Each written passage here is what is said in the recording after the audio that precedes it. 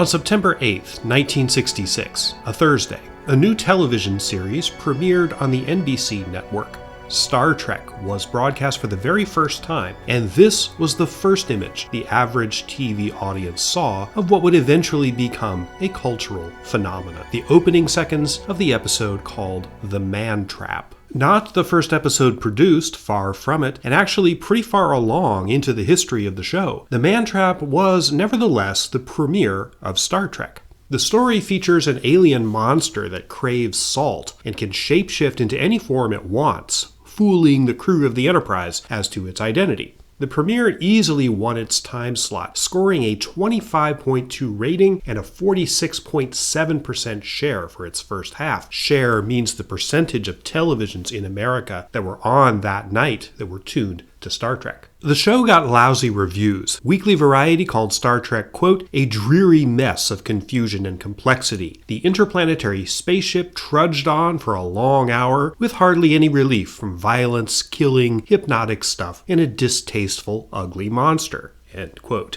On that same day, September 8th, 1966, various military operations were going on in Southeast Asia. Operation Cranston, a security and resupply mission, was going on in the area of Fuloi, near Saigon. Operation El Paso, a search and destroy mission involving the U.S. 5th Marines Regiment, was happening in Quang Tin Province, and Air Force B-52s were pounding targets in the demilitarized zone, the contested border between North and South Vietnam.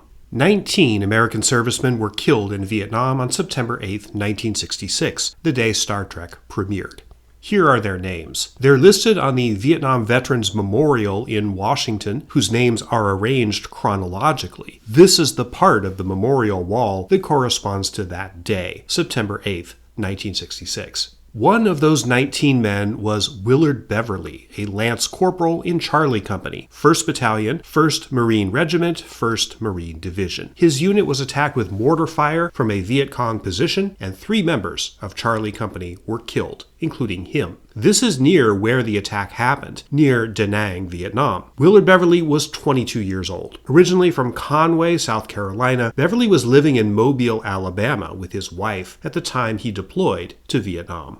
The house they lived in is no longer there, but it was located here, on this street. This is Beverly's grave marker. He's buried back home in South Carolina. Each of the 19 men killed on September 8th, 1966 has a story like this. You can find them on the memorial wall, and you can look up their stories online. American casualties from Vietnam are extremely well documented. It really brings home to you the human cost of the war. Star Trek was on the air in its initial run for a few months less than 3 years. The final episode of the show, called The Turnabout Intruder, aired on June 3rd, 1969. The show had officially been canceled by NBC back in January. This episode, the last one filmed, was supposed to have gone on the air in March, but was preempted by a news special about the death of former President Dwight Eisenhower. Incidentally, the president who began America's long involvement in Vietnam. This was the last image of Star Trek shown to the broadcast public, excluding the credits, on that day, June 3rd, 1969, a Tuesday. The show was thought to have declined a lot by this time in quality and popularity. Indeed, The Turnabout Intruder scored the lowest rating of any episode in the show's initial run, only a 19% share, considerably less than half of what The Man Trap had pulled in. No one yet knew the phenomenon that Star Trek would become, the conventions, the spin-offs, the movies. In June 1969, Star Trek was just another mediocre TV show that had been canceled and occasionally resurfaced in reruns. The war was still going on. In fact, it had escalated. 56 Americans died on the last day of Star Trek, June 3rd, 1969. Here are their names. Most of them were under 25. Each of them has a story too, most of which end the same way, or at least in similar ways.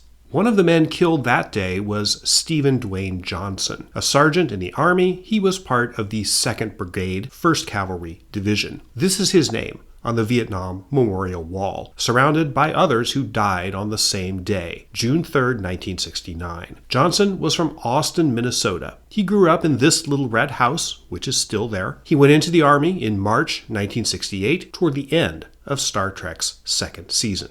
Johnson was a gunner on a Huey helicopter. On June 3, 1969, the helicopter he was on, with 3 crew and 2 passengers aboard, took off from Phuc Vinh Airfield in Binh Duong Province. The helicopter was shot down by Viet Cong ground fire and crashed. The incident occurred near here. I couldn't pinpoint the exact location. We're going to be seeing a lot of Google Maps locations in this series, by the way. And sorry for my Vietnamese pronunciations throughout these videos. I'm doing the best I can.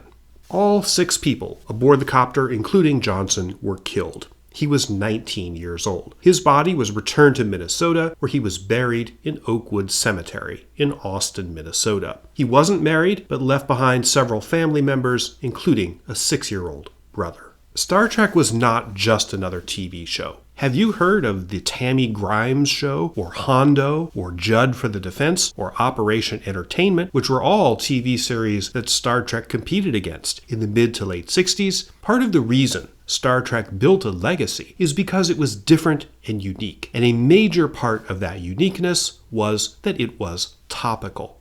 It was the only narrative fiction TV show at the time to address the Vietnam War specifically and allegorically, which only science fiction could do at that time. The episode A Private Little War, aired in early 1968, coincidentally during the pivotal Tet Offensive, made viewers think about the war that was going on, paraded across those same TV screens at the time. If you expand the topics Star Trek covered to include the Cold War in general, which Vietnam was very much a part of, the episodes A Taste of Armageddon, Errand of Mercy, and the Omega Glory become relevant.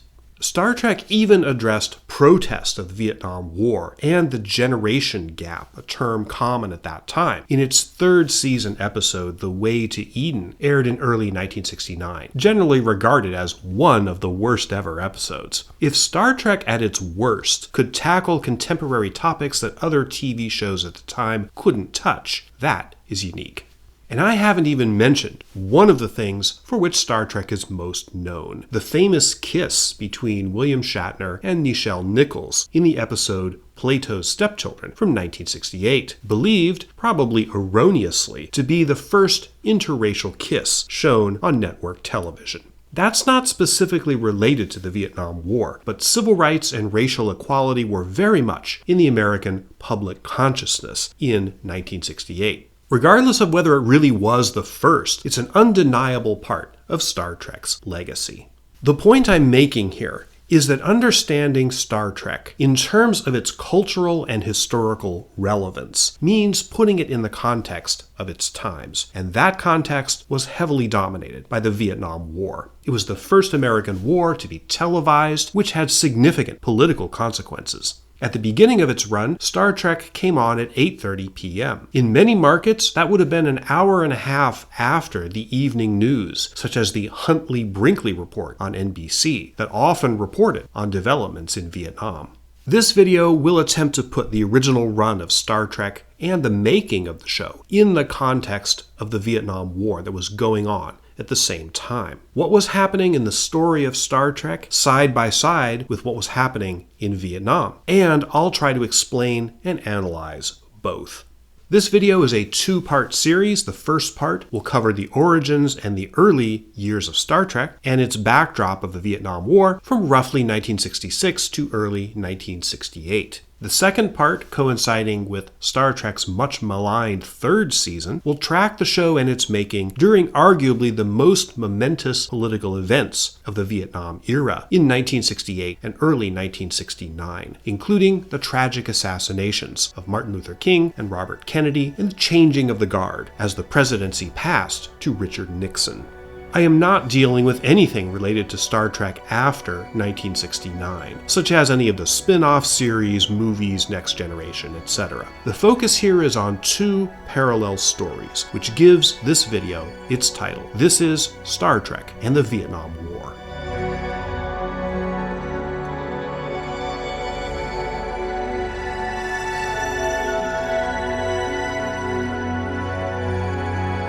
The fact that Star Trek, the original series, was made and shown during the period of the United States' heaviest involvement in the conflict in Vietnam is both highly significant and a bit ironic. Star Trek is a vision of a mostly, though not totally, utopian future. In the world of the 23rd century it portrays, war, poverty, and conflict have been eliminated, at least on Earth. Creator and showrunner Gene Roddenberry famously decreed that in writing Star Trek, all the dramatic conflict had to come from outside the world of the characters, not from within it. There are no Vietnams in the world of Star Trek, at least not until the Enterprise happened upon some unfortunate backward planet where such things are still going on, as it does in several of the original episodes. In this sense, Star Trek as it aired on television between 1966 and 1969 was escapist and aspirational.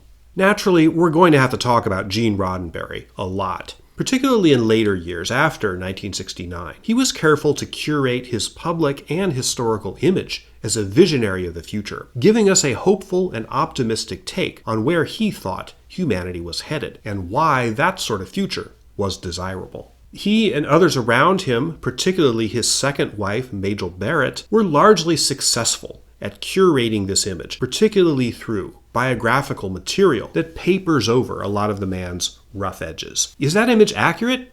Well, yes and no. Roddenberry was an extremely complicated man, and his vision of the future has both good and bad things about it. For every a private little war interrogating the assumptions of Vietnam, there's a turnabout intruder reinforcing some rather retrograde messaging, particularly regarding feminism and gender. It's complicated. We'll get there.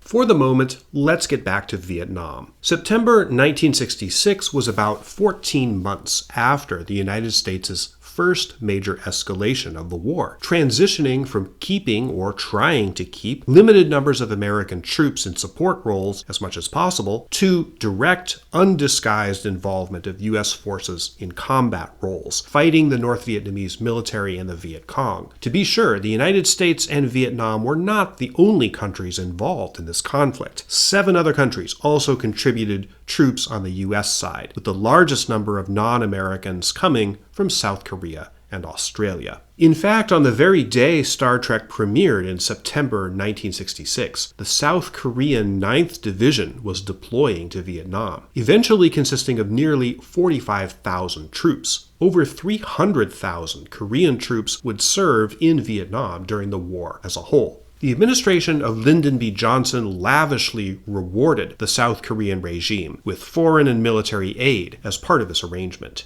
In case you need a refresher on the basics of how this all worked, it's totally okay if you do. Vietnam had been, in 1954, split between North Vietnam, a communist regime headed by Ho Chi Minh, and South Vietnam, a pro-US ally, ruled by sort of a rotating rogues gallery of leaders. Going back to the 1950s, or even the 1940s, American policymakers were desperate to avoid South Vietnam turning communist, fearing what was called the domino effect, where this would supposedly trigger other countries across Asia and beyond turning communist too. The North Vietnamese, and at least some people in the South, wanted Vietnam to be unified. The North Vietnamese had their own military forces, but they also supported and directed a guerrilla army called the Viet Cong, whose objective was to infiltrate into South Vietnam and carry on an insurgent war there, designed to knock over the pro-US South Vietnamese regime and allow North Vietnam to absorb it. The war also tangentially involved neighboring nations like Laos, Cambodia, and Thailand. I'll get into the background of all of this in Chapter 4. By the time of its premiere in September 1966, Star Trek was deep into production of its first season. Excluding the 2 pilot episodes, The Cage, made in late 1964, and Where No Man Has Gone Before, made in summer 1965, cameras started rolling on the regular series' first episode, The Corbomite Maneuver, on May 24, 1966. Numerous scripts were in various stages of development at that time. Star Trek solicited scripts and story ideas from some of the most prominent science fiction writers of the time, such as Theodore Sturgeon, Robert Sheckley, and Harlan Ellison. Many of those were in progress. The episode The Man Trap, the fifth one filmed, mostly in late June, was chosen for the premiere because none of the others were ready for broadcast, mostly due to special effects and post-production issues. On September 8th, several of the science fiction writers who were then working for the show gathered at the Los Angeles home of George Clayton Johnson, who wrote The Man Trap. One of the guests present at the party was William F. Nolan, another writer, who would later go on to collaborate with Johnson on the novel Logan's Run, made into a movie in 1976. Incidentally, I actually met William Nolan at the Bram Stoker convention in 2014. That's him on the left, and the guy between us is Stephen Graham Jones, author of My Heart is a Chainsaw and The Only Good Indians. I was there to promote my book, Zombies of Byzantium. Both are wonderful guys, or were. Nolan died in 2021. Anyway, after watching The Man Trap, Johnson commented, quote, "I'm sitting there frozen with fear that it's going to turn out badly. I was vastly relieved when it was all over. This was not going to be held against me the next time I go looking for work. I could talk about this." End quote. Star Trek was going well, all things considering. The war in Vietnam, maybe not so well.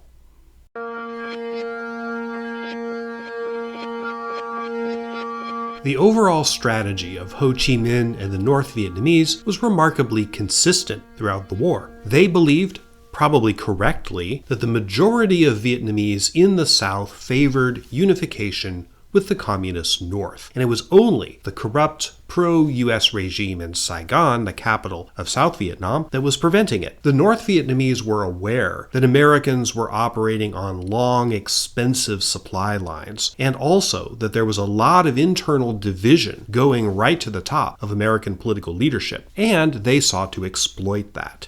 Johnson's escalation in 1965 by sending ultimately hundreds of thousands of American troops into direct combat against the North Vietnamese was a major problem for Hanoi. But if you read Vietnamese sources, and you have to, despite all their problems, in order to truly understand the war, it's clear that by the fall of 1966, they were committed to building up their forces, the Viet Cong and the North Vietnamese military, steadily in an effort to counter Johnson's escalation.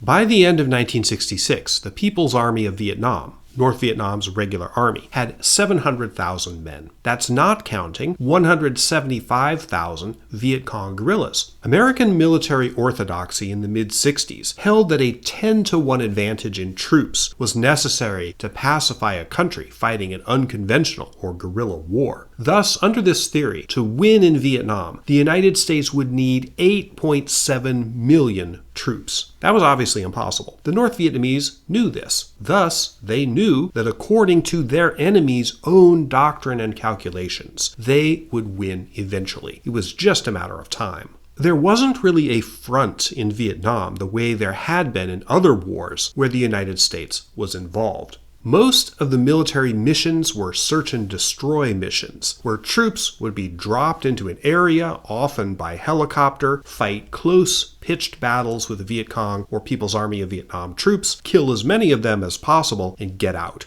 Or else, troops would go into villages to clean them out and round up or kill suspected Viet Cong agents or sympathizers. There were a few large battles here and there, but most of the war was fought on the village level, and many of the Department of Defense's statistics about how they were supposedly doing were based on the number of villages they supposedly controlled, compared to the numbers that were thought to be loyal or sympathetic to the communist regime. What this meant in practical terms was that once American, South Vietnamese, or other Allied troops swept a village and killed bad guys, the Viet Cong would just come right back to that village as soon as they were gone. September 23rd, 1966, was the day after the airing of Star Trek's second pilot episode, the third show to be aired, Where No Man Has Gone Before. On that day, the Star Trek company was filming the Galileo 7 on Desilu's Stage 9. Gene L. Kuhn, who Roddenberry had brought in to help with production duties on the show, was putting finishing touches on the script of another episode, The Conscience of the King. A previous episode, Miri, was in post-production. Roddenberry was hastily writing The Menagerie, a frame story to build around footage from the 1964 pilot, The Cage. On September 23, 1966, the U.S. 1st Brigade, 1st Infantry Division began Operation Longview, an effort to clear Viet Cong from areas on a key road leading out of Bien Hoa, one of the U.S.'s most strategic base areas. Also on that day, U.S. Navy fighter bombers clobbered this bridge at Thanh Hoa, destroying 1,678 tons of enemy fuel. It didn't make that much difference. The Vietnamese could rebuild a bridge in a matter of hours. Destroying bridges, roads, and rail lines made little difference in Vietnam, at least in the long run, something else American military planners were slow to recognize. There are some things in this story, both on the Vietnam and Star Trek side of the ledger, that I can't talk about in much detail on the free version of the channel due to ad-friendly guidelines. Consequently, there's what you might call an unredacted version of this video in the members section. On September 23, 1966, a war crime occurred in a small village not far from Da Nang. There were many war crimes and atrocities committed both by American and Vietnamese forces during the war, but few had any legal repercussions. This one did. At least 4 people were murdered and 1 sexually assaulted in this village. Not long after, on October 9th and 10th, South Korean troops killed 280 South Vietnamese civilians in 2 separate massacres. One of them occurred at the temple visible beyond this gate in the village of Dien Bien. These are unfortunately not the only instances of war crimes that are going to come up in the course of our story. Vietnam was horrible and ugly. All wars are. These are the infamous Vasquez Rocks in Los Angeles County, California, instantly recognizable to any serious fan of Star Trek. Numerous productions, TV and film, have been filmed here over the last century, with westerns and science fiction utilizing them the most heavily. Here, on October 26, 1966, the Star Trek crew was on location, filming the epic fight scene for the episode Shore Leave, easily regarded as one of the show's all-time best. In this particular episode, it was the scene of the fight between Captain Kirk and his Starfleet Academy classmate, Finnegan.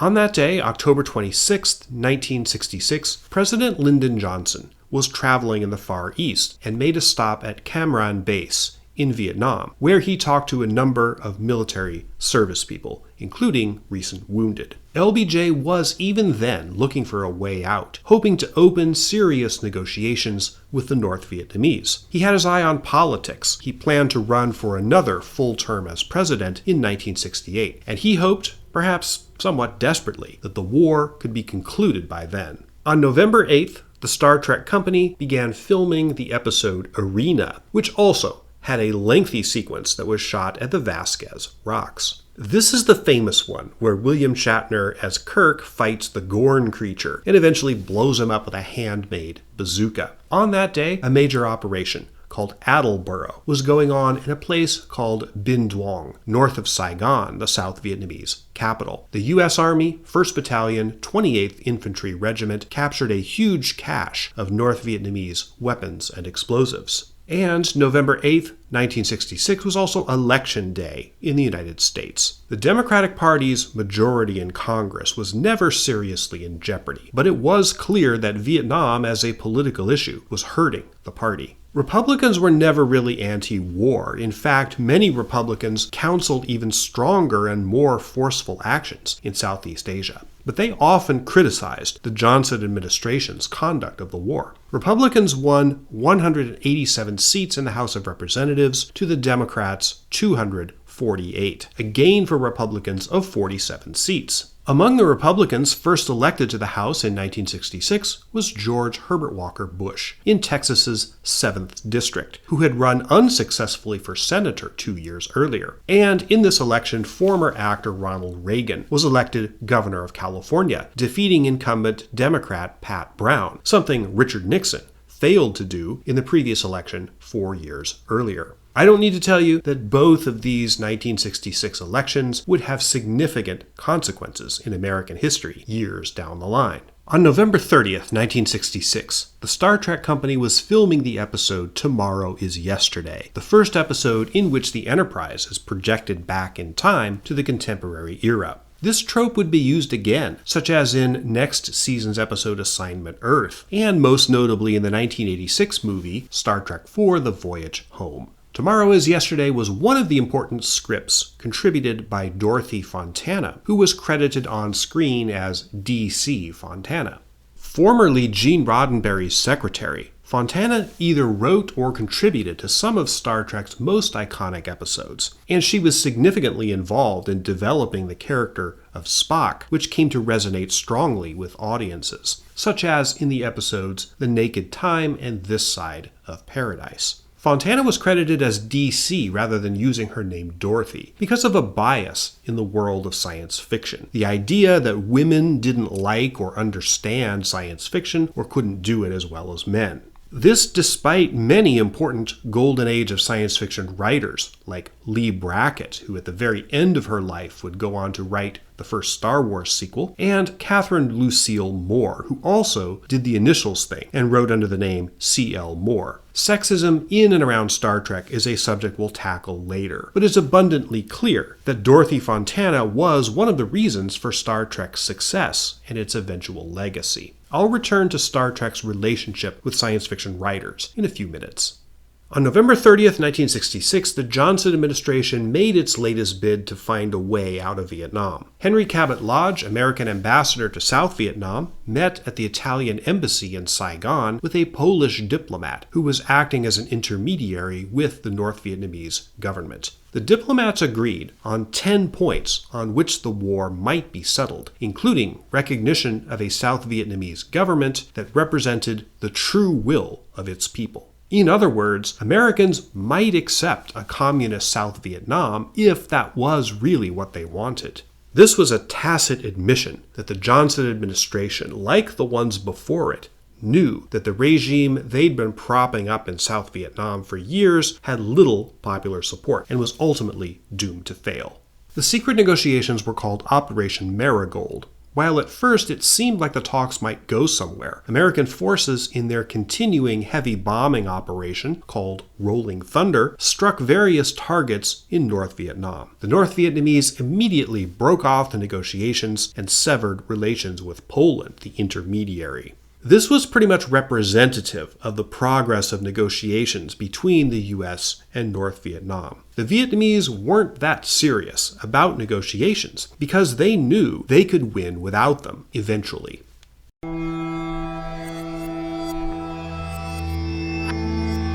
In December 1966, the Star Trek crew was working on several episodes that would be important to the show's ultimate legacy, and also to the broader context of the world that existed at that time. The episode Return of the Archons has always been one of my favorites. In it, the Enterprise crew beams down to a planet populated by a society with rigid conformity, ruled by a supposedly benevolent computer, Landru, who Captain Kirk talks to death with non sequiturs, the first of several times he does that in the series. Archons, written by Boris Sobelman, Gene Roddenberry, and Gene L. Kuhn, was based on one of the original Star Trek stories Roddenberry developed in 1964. It was in part his comment on the dangers of communist society, enforced conformity, the crushing of independent thought, and the stifling of innovation and culture. Today, in 2026, you could read the computer Landru as an allegory for AI, but of course Roddenberry had little conception in the mid-1960s that that would become a thing.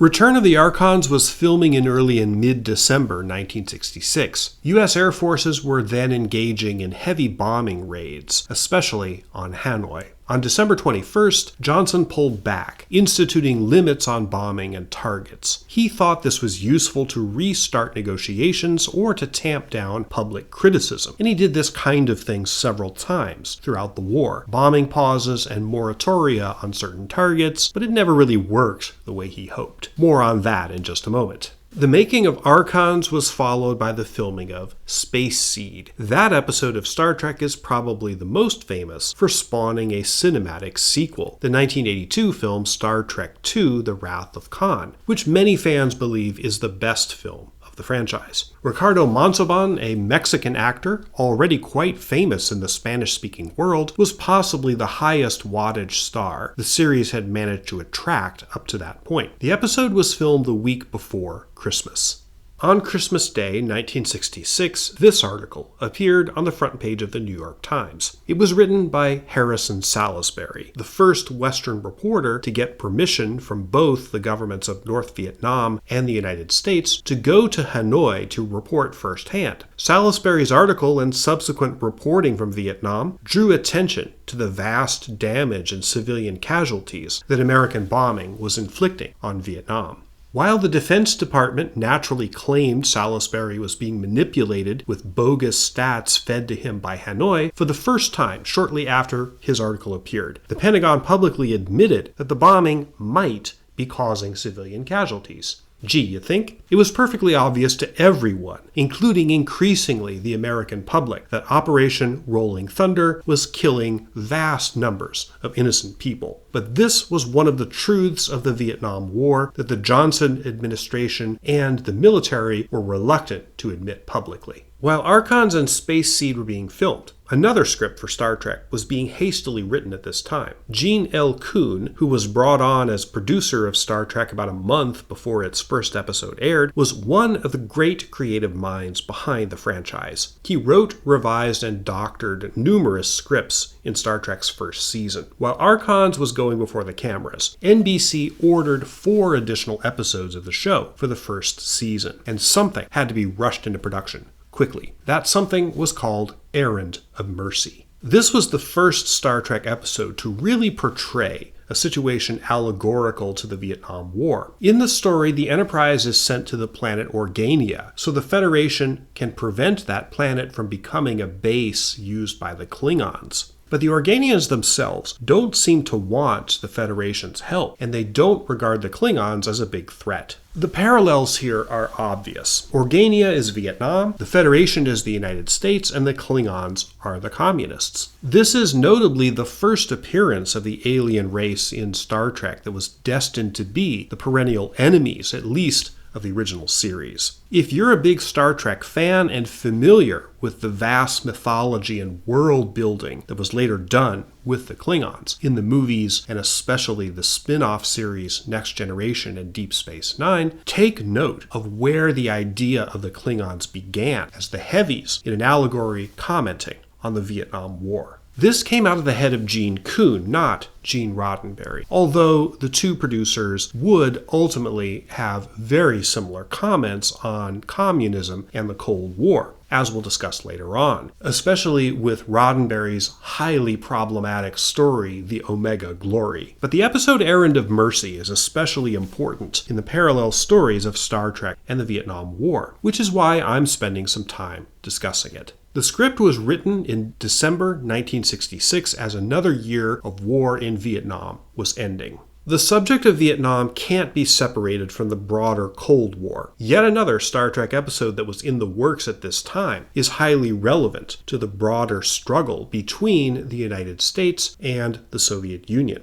and particularly the specter of nuclear annihilation. In A Taste of Armageddon, the Enterprise encounters a planet that's been at war with its neighbor for 500 years. Only the war is a theoretical simulation, a sort of video game fought with computers, where people designated as casualties voluntarily report to disintegration chambers. While writing Errand of Mercy, Gene L. Kuhn was also revising and polishing the script for A Taste of Armageddon, originally written by veteran TV writer Robert Hamner. The episode began filming on December 27th, 1966, and continued into the first few days of the new year, 1967. Its obvious comment was on the nuclear stalemate between the US and Soviet Union, enforced by the idea of mutually assured destruction, that neither side could attack the other with nuclear weapons for fear that the retaliation would utterly destroy it. Smaller-scale hot wars, like Vietnam or earlier in history Korea, were to an extent projections of this rhetorical shadowboxing between the great superpowers. Only 4 years earlier, in 1962, the US and Soviet Union almost went into it for real. The fear of turning the geopolitical rivalry into a civilization-destroying catastrophe, with tens of millions of real people dead, and possibly the end of both societies as they then knew it, ultimately swayed both President John F. Kennedy and Nikita Khrushchev into finding a peaceful solution to the Cuban Missile Crisis. Yet even after that terrifying close call, the shadowboxing continued. Kennedy escalated in Vietnam. Khrushchev and Mao both stepped up their aid to and involvement with Ho Chi Minh and the Vietnamese communists, hoping to outflank the United States. A Taste of Armageddon was a comment on this. Clearly, these troubling themes were on Gene Kuhn's mind at the end of 1966, as the violence continued in Southeast Asia.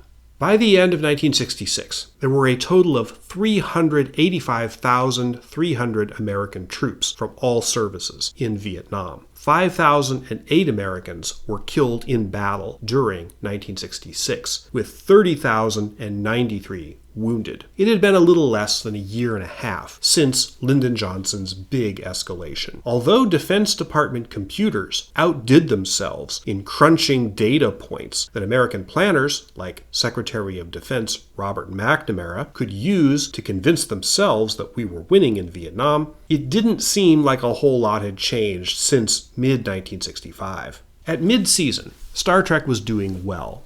There's some mythology attached to the series that holds that it consistently got lousy ratings, but that's really not true. During its first season, Star Trek consistently held second place in its time slot, and often edged up into first place, depending on the episode. It was in the top 40, which in the business of television was considered cancellation-proof. Furthermore, it was in the top 10 in the age bracket of 12 to 17, clearly a highly desirable demographic for the network. Yet even in this first season, Star Trek was consistently on the brink of cancellation. It wasn't because of ratings. Indeed, it was mostly because NBC truly hated the man behind the show, Gene Roddenberry. In their defense, Roddenberry was extremely difficult to work with. Collaborators, particularly writers, often accused him of trying to steal credit from them. And some very much resented Roddenberry's rewriting of their scripts, as we'll see, with possibly the most famous example of this, the episode City on the Edge of Forever. Now, chronologically, at the end of 1966 and at the beginning of 1967, a pivotal year both for the show Star Trek and for the conflict in Vietnam, we're going to shift gears. I'm going to go back and fill in the context of both the origins of Star Trek and the American involvement in Vietnam. There's a great deal of that context, going back principally to World War II. It's going to take us 4 chapters to get through it all, but trust me, it's very necessary. So, put a pin in where we are now. We're going to come back to the year 1967 in Chapter 8. If you know the story of Star Trek, you've probably noticed that I've skimmed over the early parts of its history. Don't worry, I'll get there. And I'll try to explain how and why the United States became embroiled in this quagmire in Southeast Asia. It's one of the most complex stories in American history, but one that I think every American needs to understand.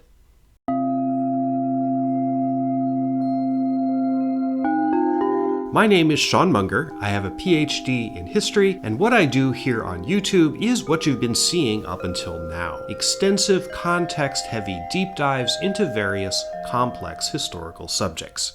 I'm going to start in with the origin stories here in just a moment, but before I do, especially if you like Star Trek, I want to let you know about a book that I wrote that came out recently. The science fiction novel Faraway Star is out now on Amazon and various other retailers. You do not have to go through Amazon to get it, though you can, of course. And there's even an audiobook version, which should be out by the time this video drops. It's got very much an original series Star Trek aesthetic. And of course, I grew up on the original show, so this is why I think it might be of particular interest to viewers attracted to this video. Also, members section. It's $5 a month, at least in the US, and in it you can see an ad-free version of this video, with some extra material that I couldn't include due to YouTube's ad-friendly guidelines. So, if you want more, including the heart-wrenching story of Grace Lee Whitney, who played Yeoman Janice Rand in Star Trek's early episodes, that's where you can find it.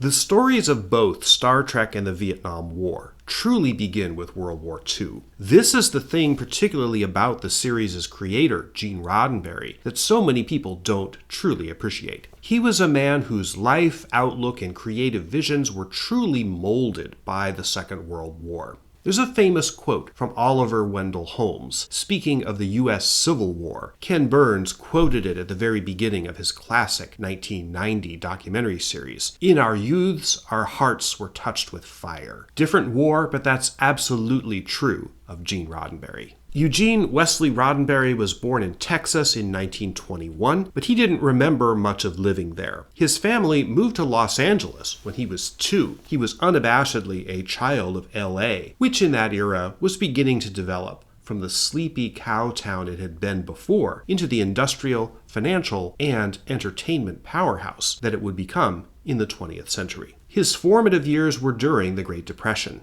Remember that golden age of science fiction that I mentioned earlier? That was Gene Roddenberry's diet of content all throughout his childhood and early adulthood. This was the time of the great science fiction magazines, featuring the prolific output of the masters of pulp sci-fi: Robert Heinlein, Theodore Sturgeon, A.E. Van Vogt, the aforementioned Lee Brackett, and a very odd fellow named L. Ron Hubbard. Some of these people would have involvement with Star Trek in the 1960s, not Hubbard, obviously. But you can see the line between the Golden Age and Star Trek vividly here. As a child, young Gene Roddenberry was instinctively repelled by his father's racism. A child of the South, racial slurs against African Americans, Jews, and others were in the common lexicon of his father, Eugene Edward Roddenberry. The younger Gene could never quite understand that. A new progressivism, driven by Franklin Roosevelt in the New Deal, was gaining hold in America in the 1930s, especially in the West. Although meaningful civil rights for African Americans and equality for women were still very much beyond the Overton window of what was thought politically and socially possible at that time. This is Benjamin Franklin High School in the Highland Park neighborhood of Los Angeles. Gene Roddenberry graduated from this school in 1939, the year World War II began in Europe. Other famous alumni of Franklin High include Daryl Gates, racist chief of the Los Angeles Police Department, and Lino LaBianca, one of the victims of Charles Manson. Roddenberry went to LA City College and had some interest in becoming a police officer. He was also interested in aviation and flying.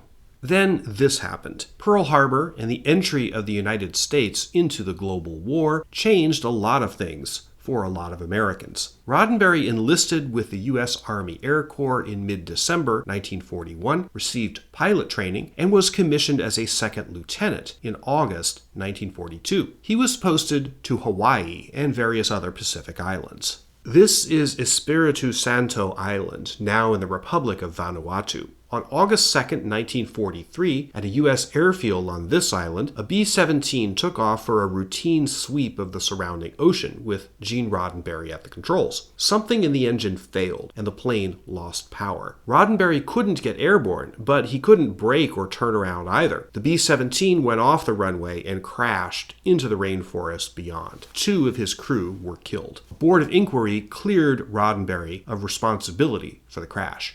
I mention this because there's an odd convergence with another significant player in our story. On that very same day, August 2nd, 1943, about 840 miles, 1,357 kilometers to the northwest in the Solomon Islands, an American torpedo boat was cut in half by a Japanese destroyer and sunk. The commander of the boat managed to rescue most of the members of his crew by helping them swim to this island called Kasolo, or Plum Pudding Island. The boat was called PT-109, and its commander was Lieutenant Junior Grade John F. Kennedy, later responsible for significant American commitment to the Vietnam War.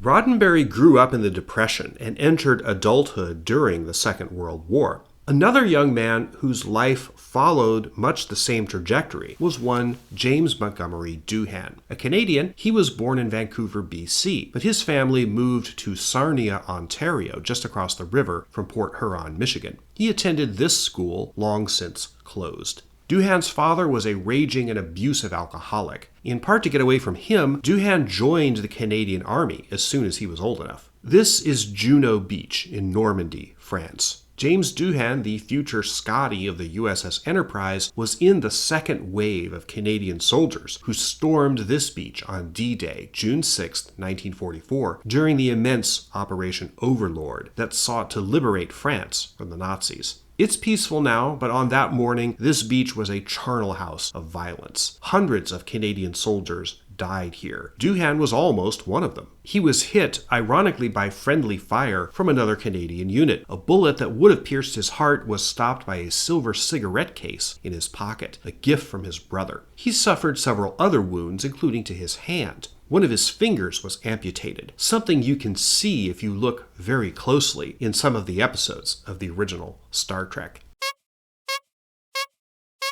Talk about having your heart touched by fire in their youth. In Doohan's case, it was very nearly literal. DeForest Kelley, who would go on to play Dr. McCoy, was barely a month older than James Doohan. He was born in Atlanta in 1920, and he had that same Depression-era upbringing as many others associated with Star Trek. This is where he went to school, Decatur High School in Decatur, Georgia. As McCoy, Kelley and the writers of Star Trek would often lean into his southern roots, and McCoy sometimes referred to himself as an old country doctor. DeForest Kelley moved to Long Beach, California in 1939. Among the major Star Trek regulars who were military age during World War II, Kelley was an outlier in that he wasn't deployed overseas. He worked with the U.S. Army Air Force's unit that made films, and because he'd also done some radio work in the years before the war, he was chosen to handle voice communications for air traffic control at a base in Roswell, New Mexico. The joke involving that almost writes itself, but it's just too easy, so I'm not going to go there. He's dead, Jim. There was an age gap between some of the senior Star Trek people, many of whom had Depression-era childhoods and military backgrounds during World War II, and those who just missed participation in the war because of their age. William Shatner was born in 1931 and was thus 14 when World War II ended. So was Leonard Nimoy. They were born incredibly within 4 days of one another. But it's abundantly clear that the World War II and early Cold War eras were formative for everyone who later participated in Star Trek. The war is foundational to it, and also to Vietnam. France had begun insinuating itself into Southeast Asia in the late 18th century. By the latter half of the succeeding century, the French Empire held Indochina, today's Vietnam, Laos, and Cambodia, as a colonial possession. French rule was as brutal and exploitative as all colonialist projects in Asia and Africa were at that time. The social division between the French and the people they ruled, Siamese, Vietnamese, Lao, Hmong, countless others, was particularly stark.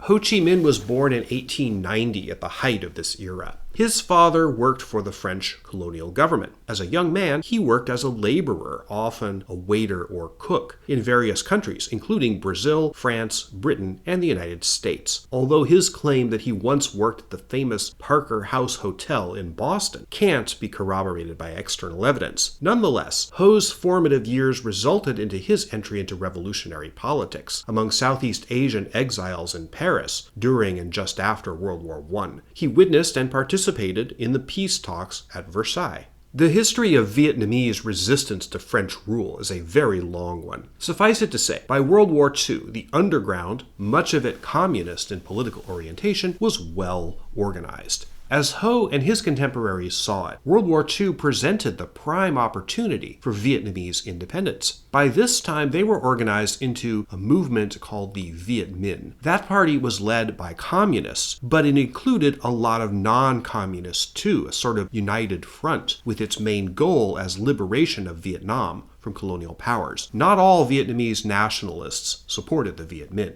France's overseas colonies were essentially orphaned when their mother country was conquered by Hitler in 1940. The Japanese invaded Indochina in that year, but their defeat in the Pacific War by the Allies seemed, to the Vietnamese nationalists at least, to be their moment to strike a blow for self-determination. Viet Minh leaders declared the Democratic Republic of Vietnam in early September 1945. Long story short, it didn't take. France wanted their Southeast Asian colonies back, and they wanted the other former allies to bless this decision. Truman, now the U.S. president following the death of Franklin D. Roosevelt, wasn't sanguine on the idea. But he and other policymakers believed that the world had shifted profoundly with the end of the war. It was now splitting into two hostile camps, those countries associated with the United States, democracy and capitalism, and those who followed the Soviet lead. Both sides in the early Cold War believed that the other intended to destroy it.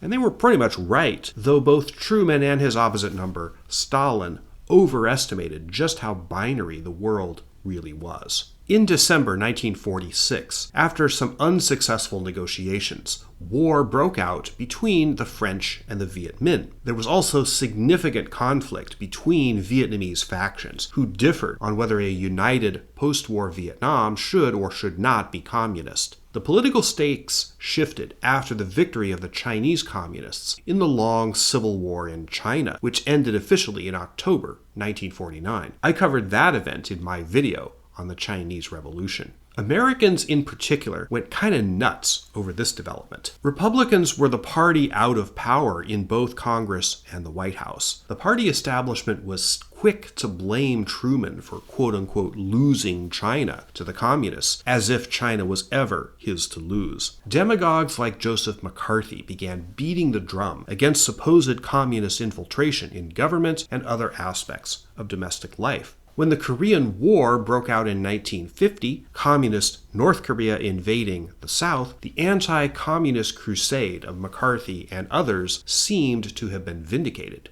It was the democratic and particularly the bureaucratic reaction to these events that really set the stage for the Vietnam War. Between charges of having lost China and the McCarthyist witch hunts, significant numbers of professionals, diplomats, and analysts who knew East Asia and had covered Asian affairs during the FDR and Truman years either quit their posts or were forced out. This was especially true in the State Department. Democrats and the Truman administration, above all, didn't want to be seen as being soft on communism, and thus they overreacted. The old hands who had manned the East Asian desks for years were the people in American government with institutional knowledge of how countries like Vietnam and Laos and China really worked. Most of those people were now gone, replaced by others with tougher anti-communist credentials. This happened on a much larger scale when Eisenhower, a Republican, won the presidential election of 1952. Eisenhower made John Foster Dulles his Secretary of State. Dulles was a staunch and reflexive anti-communist. His brother Allen Dulles, who had many of the same views, was made CIA director. Richard Nixon, who came to political prominence mainly through red baiting, was vice president. With these people in charge, the Eisenhower administration was stacked to favor hardline anti-communist positions on virtually every issue on the world stage. When it came to what was going on in Vietnam, that would be a problem. What was Gene Roddenberry doing through all of this? Well, flying planes, among other things. He was a pilot for Pan American Airways. Hey, there's another crossover with a video I did. And he gained true hero status after the crash of Pan Am Flight 121 in the Syrian desert in June 1947. 15 people were killed in the crash, which was not Roddenberry's fault. He was the third officer. But he did help passengers get off the burning plane and then took command of the situation afterwards. 21 survived. Roddenberry quit Pan Am in 1948. He went to work for the Los Angeles Police Department the following year. At first, he wrote speeches for the Los Angeles Chief of Police. But eventually he drifted into television. In addition to being involved with the popular show Dragnet, which had started as a radio program, Roddenberry was the police department advisor to a syndicated TV show called Mr. District Attorney, to which he also sold a couple of scripts. That was where he was working during the year 1954, a key one in the history of the Vietnam War.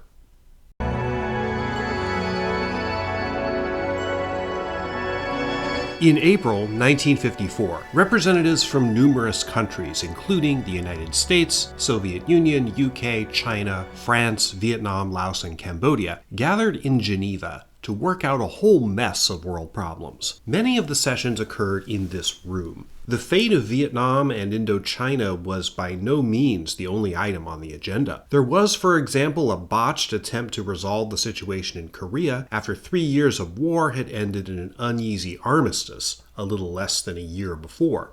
On Vietnam, the major powers simply had no idea what to do, and no idea what they were doing. The conference was affected by the news of a battle fought while the conference was going on, in which Viet Minh forces inflicted a surprise defeat on the French. This was the Battle of Dien Bien Phu. By this time, the war was very unpopular among the French public. The French government, in fact, changed while the conference was going on, and the new prime minister was opposed to the war. France ultimately decided to cut their losses and get out of Indochina. The Eisenhower administration, which couldn't agree with its closest ally, Britain, and whose delegates couldn't even agree among themselves, was unhappy with the result of the Geneva Conference. In fact, the U.S. stormed out before it was over. The messy result was that Vietnam was split at the 17th parallel of latitude between North and South. North Vietnam was the communist regime headed by Ho Chi Minh. South Vietnam's staunch, non-communist and highly corrupt president, Ngo Dinh Diem, also hated the partition but was determined to rid South Vietnam of all communist elements.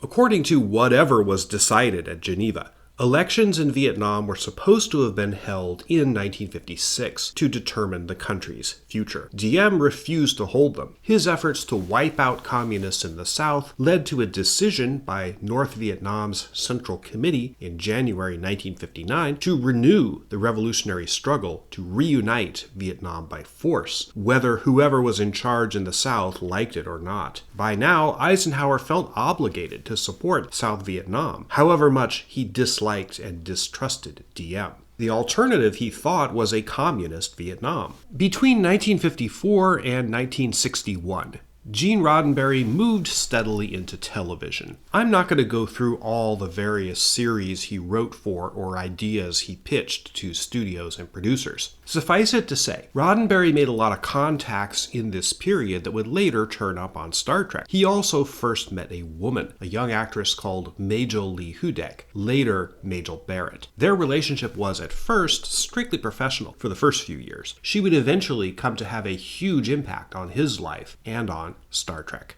In 1960, John F. Kennedy, Democratic senator from Massachusetts, narrowly defeated Vice President Richard Nixon in the race for the White House. The team of advisors that Kennedy assembled for his administration in late 1960 and early 61 were the men, and they were all men, who would eventually lead the U.S. into its deepest phase of involvement in Vietnam. Most of them were Ivy League educated, wealthy patricians who had connections in politics, academia, big business, as well as literary and social circles. People like McGeorge Bundy, Dean Rusk, and Robert McNamara are examples.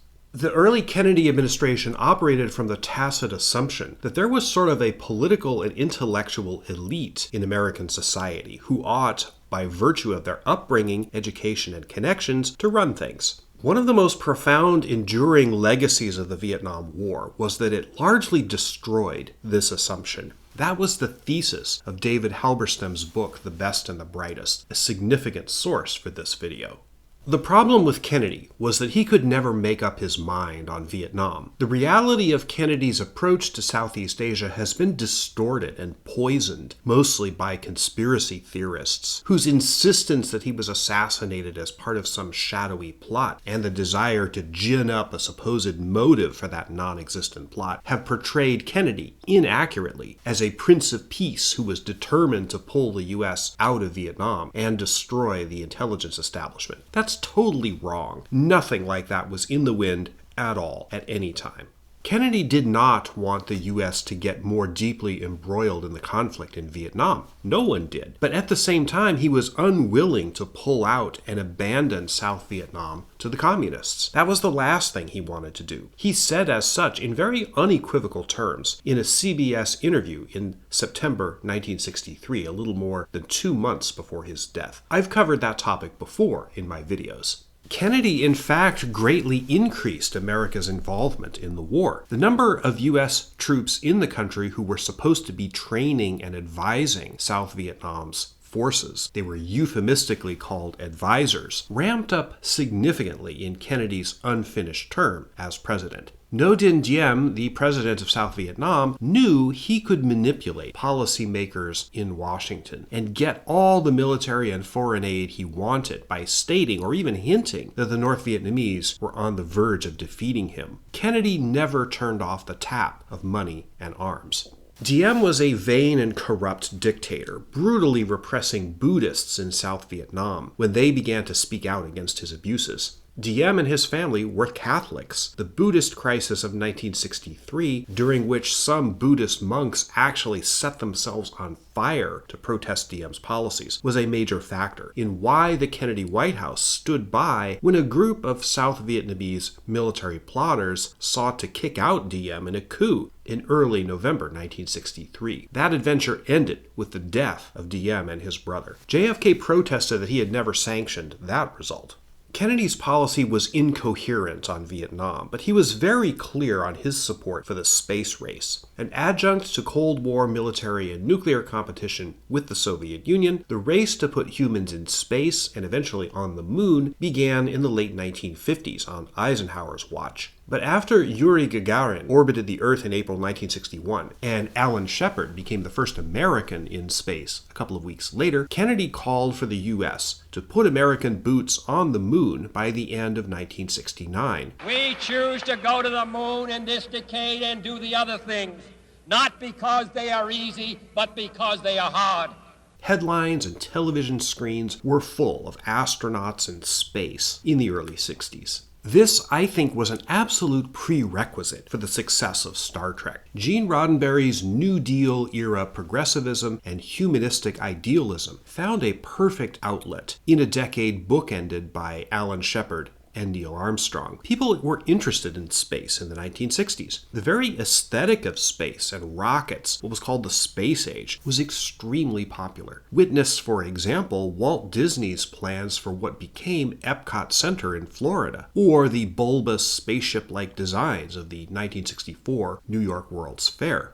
It was perhaps inevitable that Gene Roddenberry would pitch a space-related show, and one that he framed with the phrase, "wagon train to the stars." That played on the idea of space as a new frontier for settlement and exploration, like the West had been in the previous century. Kennedy also promoted that idea. There were political goals behind the race to the moon, but Kennedy always spoke of space exploration in frontier-esque terms, the same way Gene Roddenberry did. Kennedy's whole domestic program, in fact, was called The New Frontier. In 1963, Roddenberry pitched a series idea called The Lieutenant to Arena Productions, an arm of MGM. Definitely not space-based, The Lieutenant was about a young officer in the U.S. Marine Corps and various problems he faced in commanding a rifle unit. The show was picked up for the 1963-64 season. The titular character was played by Gary Lockwood, who would later go on to guest star on Star Trek, and turned up a couple of years later as astronaut Frank Poole in Stanley Kubrick's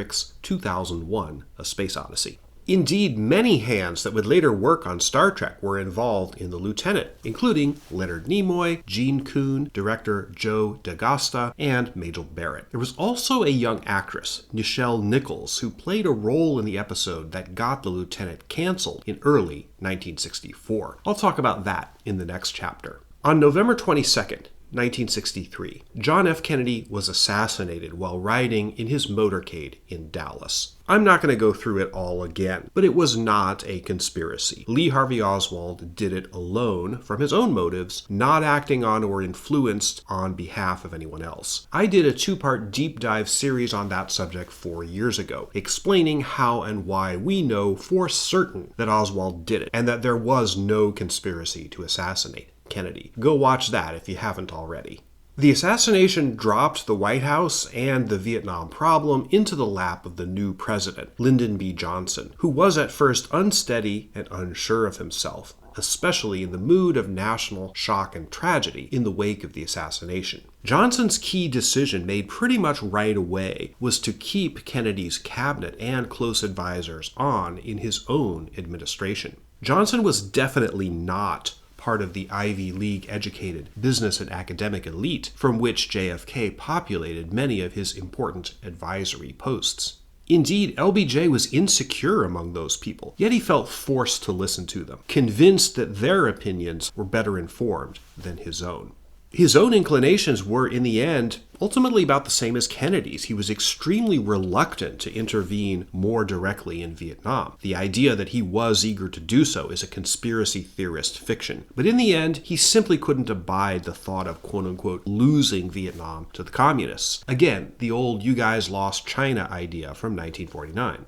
2 days after the assassination, he told Henry Cabot Lodge, U.S. ambassador to South Vietnam, quote, "I am not going to lose Vietnam." At this time, the hot idea to not lose Vietnam was something called strategic hamlets. The Pentagon had at least realized that in a guerrilla war without a real front, the war would be won or lost out in the countryside, where most Vietnamese people lived in small villages or hamlets. The idea was for South Vietnamese and Americans to introduce good things to the people of the hamlets, like medical care, schooling, and infrastructure, and also to patrol them to make sure that no mean, bad, ugly communists came into the village to poison people's minds into supporting the North Vietnamese. It was social engineering, sprung out of the idea of American exceptionalism. On the ground, the strategic hamlet program was largely a failure, resulting in forced relocation, religious indoctrination, and lots of opportunities for corruption. Even if you assumed it could have worked at all in a society as different from the United States as Vietnam was, the Diem regime totally botched it. The strategic hamlet program was on its last legs at the moment Lee Harvey Oswald took aim at JFK from the Texas School Book Depository. This was where things stood, both with the Vietnam War and with Star Trek, at the beginning of 1964. As we'll see, that was to be the critical year for both projects.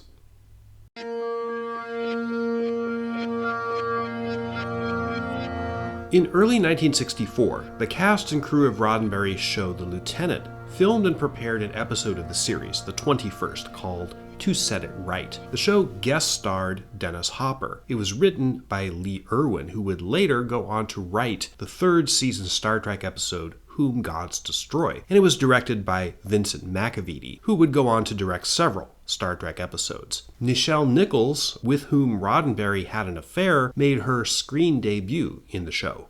The episode portrayed racism in the U.S. Marine Corps. Problem: the whole reason why The Lieutenant worked was because Roddenberry secured the cooperation of the Department of Defense, who let the show film on real military bases and sometimes use military hardware and even extras. The Pentagon generally doesn't like it when people expose institutional racism within the military. After To Set It Right aired on February 22nd, 1964, there's an urban legend actually untrue that the episode was never broadcast, but it was. The Pentagon pulled the plug. No more cooperation with The Lieutenant.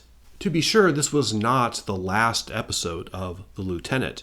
8 more were in the works to fulfill the contract with the studio, but the show was quickly canceled. The legend of this episode, that the Pentagon essentially forced cancellation of the show because it didn't like to be called racist, has a significant grain of truth in it. The incident became a major part of Roddenberry's reputation as a progressive. In this case, it seems to have been deserved. No one else was doing this sort of thing on television in early 1964. It was a moral victory, but also professionally problematic. Roddenberry was now without a TV show, and he had new enemies at the network NBC, which had carried The Lieutenant. So he did what he was by now used to doing. He pitched a new show. This one was called Star Trek. He outlined it in a 16-page memo dated March 11, 1964. The memo was typed by his secretary, Dorothy Fontana. The words wagon train appear in the memo. This was the true birth of Star Trek. 1964 was a wasted year in Vietnam. Part of that was because Lyndon Johnson was unwilling to do anything that would make any real difference. To be sure, he was waging an election campaign that year. He couldn't very well either bomb Vietnam into the Stone Age or abandon it to its likely communist fate. At the same time, he was asking American voters to elect him to a term in his own right in the White House. Civil rights was a major goal of the LBJ administration, largely due to Johnson's efforts and his framing of it as a tribute to the dead president. Congress passed the Civil Rights Act of 1964, the most progressive act for racial and gender equality of the 20th century. Civil rights were a fraught enough issue in 1964, as evidenced by the saga involving the Mississippi Freedom Democratic Party and its struggle to desegregate the Democratic Convention's Southern delegations, and the murders of civil rights leaders in Philadelphia, Mississippi, by racist thugs. Johnson was reluctant to add Vietnam to the mix of issues that might hurt him in the election. The Republicans did him a favor by nominating Barry Goldwater, a conservative who was portrayed, not entirely fairly, as a dangerous warmongering radical who was itching to drop nukes on communists, but who did genuinely want more and stronger action in Vietnam. Johnson also wanted to squelch any threat to his Vietnam policy from Congress, particularly Democrats in Congress, who he needed to pass further civil rights and anti-poverty measures in his second term, if he won one. To neutralize these issues, Johnson's administration had on ice a proposed congressional act that would give him the authority to use military force in Vietnam to answer perceived North Vietnamese aggression against South Vietnam. The resolution was developed in June 1964, but the political timing wasn't right. The official state history of the Vietnam War from the North Vietnamese side contains this paragraph, quote, "On 2 August 1964, the American destroyer Maddox sailed deep into the Gulf of Tonkin. The General Staff and the Navy headquarters ordered the 135th Torpedo Boat Group to resolutely punish any enemy vessel violating the territorial waters of the fatherland. The 3rd Squadron, consisting of 3 torpedo boats under the command of Group Commander Lezo Quai, heroically attacked and drove off the Maddox." End quote. I read you that quote, problematic though it is, for a good reason. Conspiracy theorists often claim that the Gulf of Tonkin incident in early August 1964 did not occur, that it was ginned up out of whole cloth as a pretext for Johnson to get Congress to authorize major military escalation in Vietnam. But if it was fake, why did the North Vietnamese not only admit that it happened, but as I just read you, why would they brag about it? If it was fake, they'd scream from the rooftops that the evil Americans framed them. As I said earlier, you have to read Vietnamese sources, not just ones from the West, to understand the war. I did a whole video on the Gulf of Tonkin incident. Go watch that one. I won't rehash it all here. Suffice it to say, North Vietnamese boats did attack a U.S. Navy vessel in the Gulf of Tonkin on August 2nd, 1964. It's conclusively proven to have happened by multiple sources, American and Vietnamese. And you're looking at some of the shells that hit the USS Maddox that night. The North Vietnamese action was in response to a lengthy campaign of infiltration of their coast by South Vietnamese and American units. A different ship, the Turner Joy, claimed it was under attack 2 days later, August 4th. That attack probably did not occur, but it wasn't deliberately ginned up out of nothing with malice aforethought either. Again, see my video for a detailed discussion of that issue. In any event, this was the perfect flashpoint in the headlines for Johnson to unveil the Tonkin Gulf Resolution, which was aimed at domestic politics in an election year. It was passed overwhelmingly by Congress.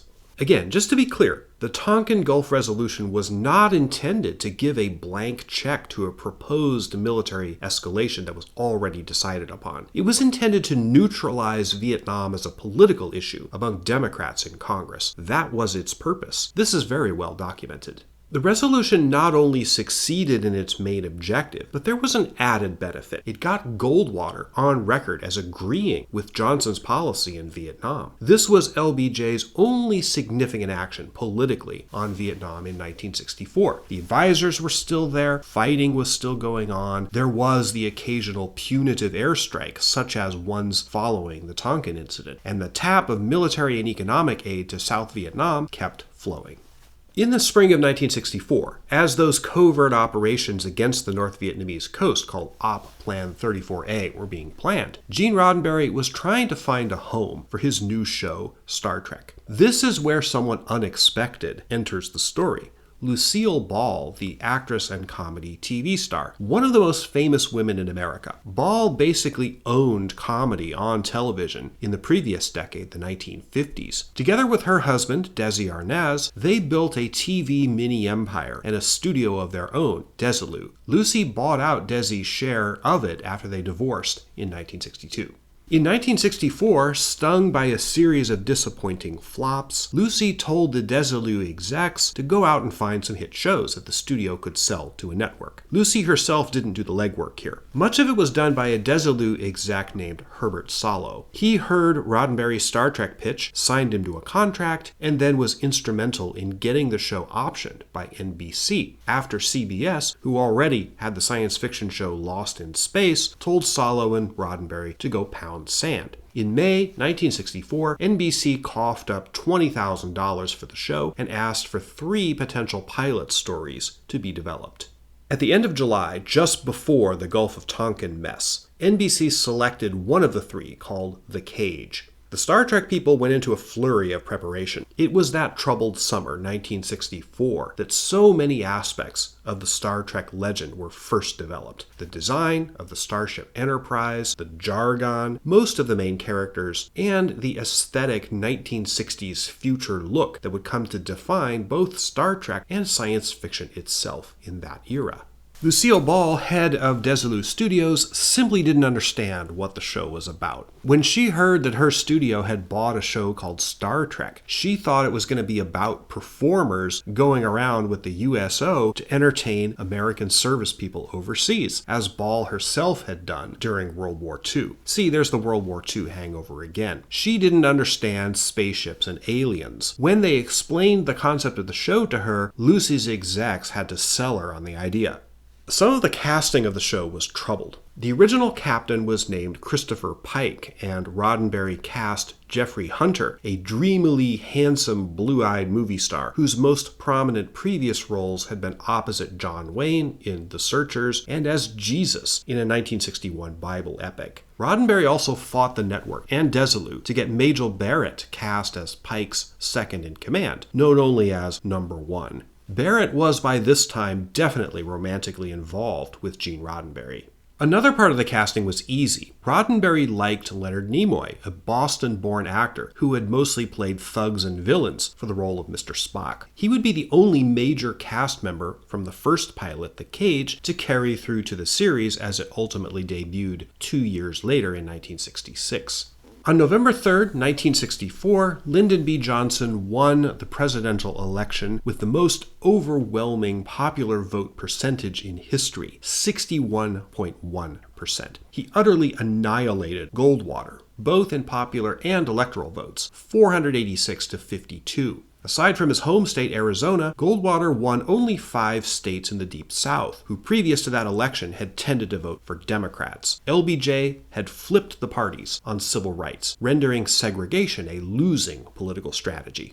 A few weeks later, on November 27th, The Cage began filming at Desilu's Stage 16. This is an image from the very first scene ever filmed for Star Trek on that day, November 27th, 1964.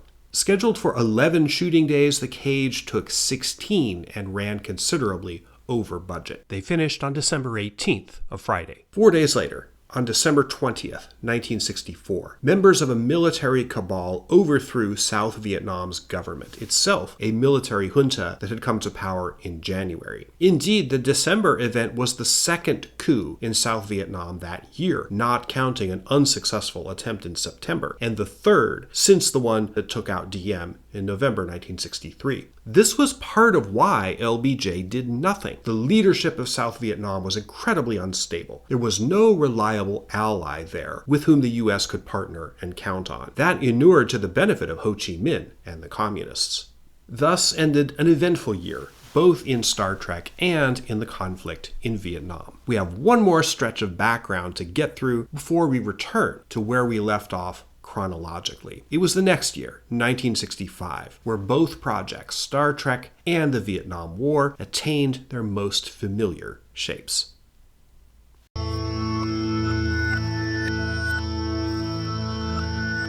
On January 20th, 1965, Lyndon Johnson was inaugurated for his own full term as U.S. President. It was the pinnacle of his political career and his power. Much of his inauguration speech was dedicated to what he called the Great Society, the social programs he envisioned to help alleviate poverty, increase opportunity and economic security, and promote equality and social justice. Johnson regarded this as the basis of his legacy, and he was remarkably successful at getting these programs passed by Congress in the first half of 1965. The Vietnam War was not a huge issue for most Americans at this time. At the end of the previous year, there were 23,300 American quote-unquote advisors in Vietnam, not counting 6,500 American troops stationed in neighboring Thailand. The total number of Americans killed in Vietnam from the beginning of involvement up to New Year's Day 1965 was 401. Now that's not insignificant, but Vietnam was a back burner political issue in early 1965.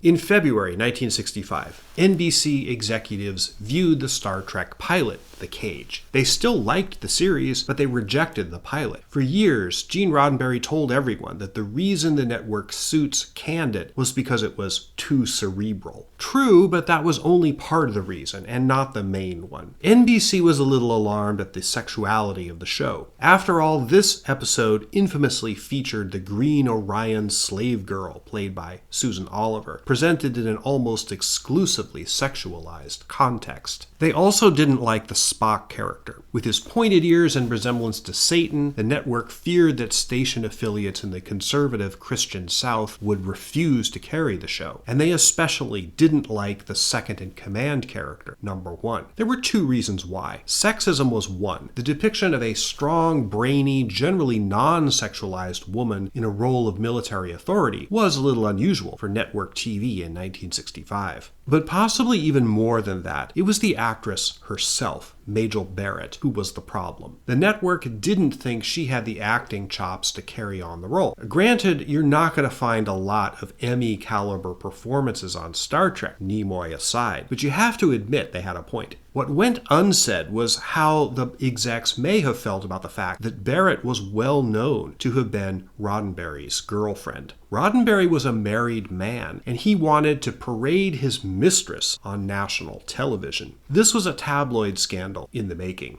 NBC, however, still had interest in Star Trek. Throughout February and March, the network people tried to make up their minds about whether to give Roddenberry another go, or to just cancel the project and write off the hundreds of thousands of dollars they'd already spent on it. At this same time, a crucial escalation occurred in Vietnam. On March 2nd, 1965, the air campaign, known as Operation Rolling Thunder, the strategic bombing of North Vietnam, began. Intended to last 8 weeks, it ultimately continued for more than 5.5 years, until November 1968. On March 26, 1965, NBC ordered a second pilot for Star Trek. They requested numerous changes, especially dumping both the Mr. Spock and Number 1 characters. Roddenberry felt he could fight to save one of them, but not both. He chose Spock. Jeffrey Hunter, who played Captain Pike, had already dropped out. His wife, who attended the screening of The Cage instead of him, reportedly told Desilu executive Herbert Solow that her husband was a movie star and no longer wanted to do this sort of show. So they needed a new captain. You know who they got. William Shatner was Canadian, hailing from the mostly Jewish neighborhood of Notre-Dame-de-Grâce in Montreal. That is not exactly the same neighborhood as, but it is very close to, the area of Mile End, another Jewish neighborhood of Montreal, which was chronicled in the novels of writer Mordecai Richler.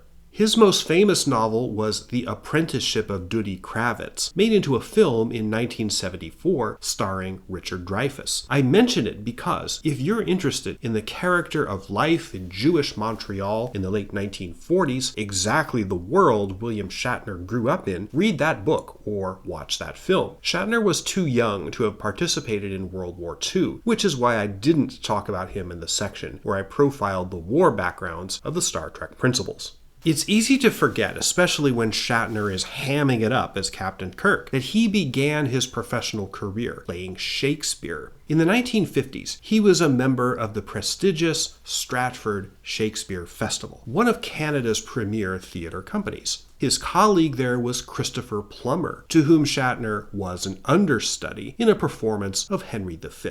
When Plummer was felled one night by a kidney stone, Shatner went on stage in his place, and that was a major step in his career.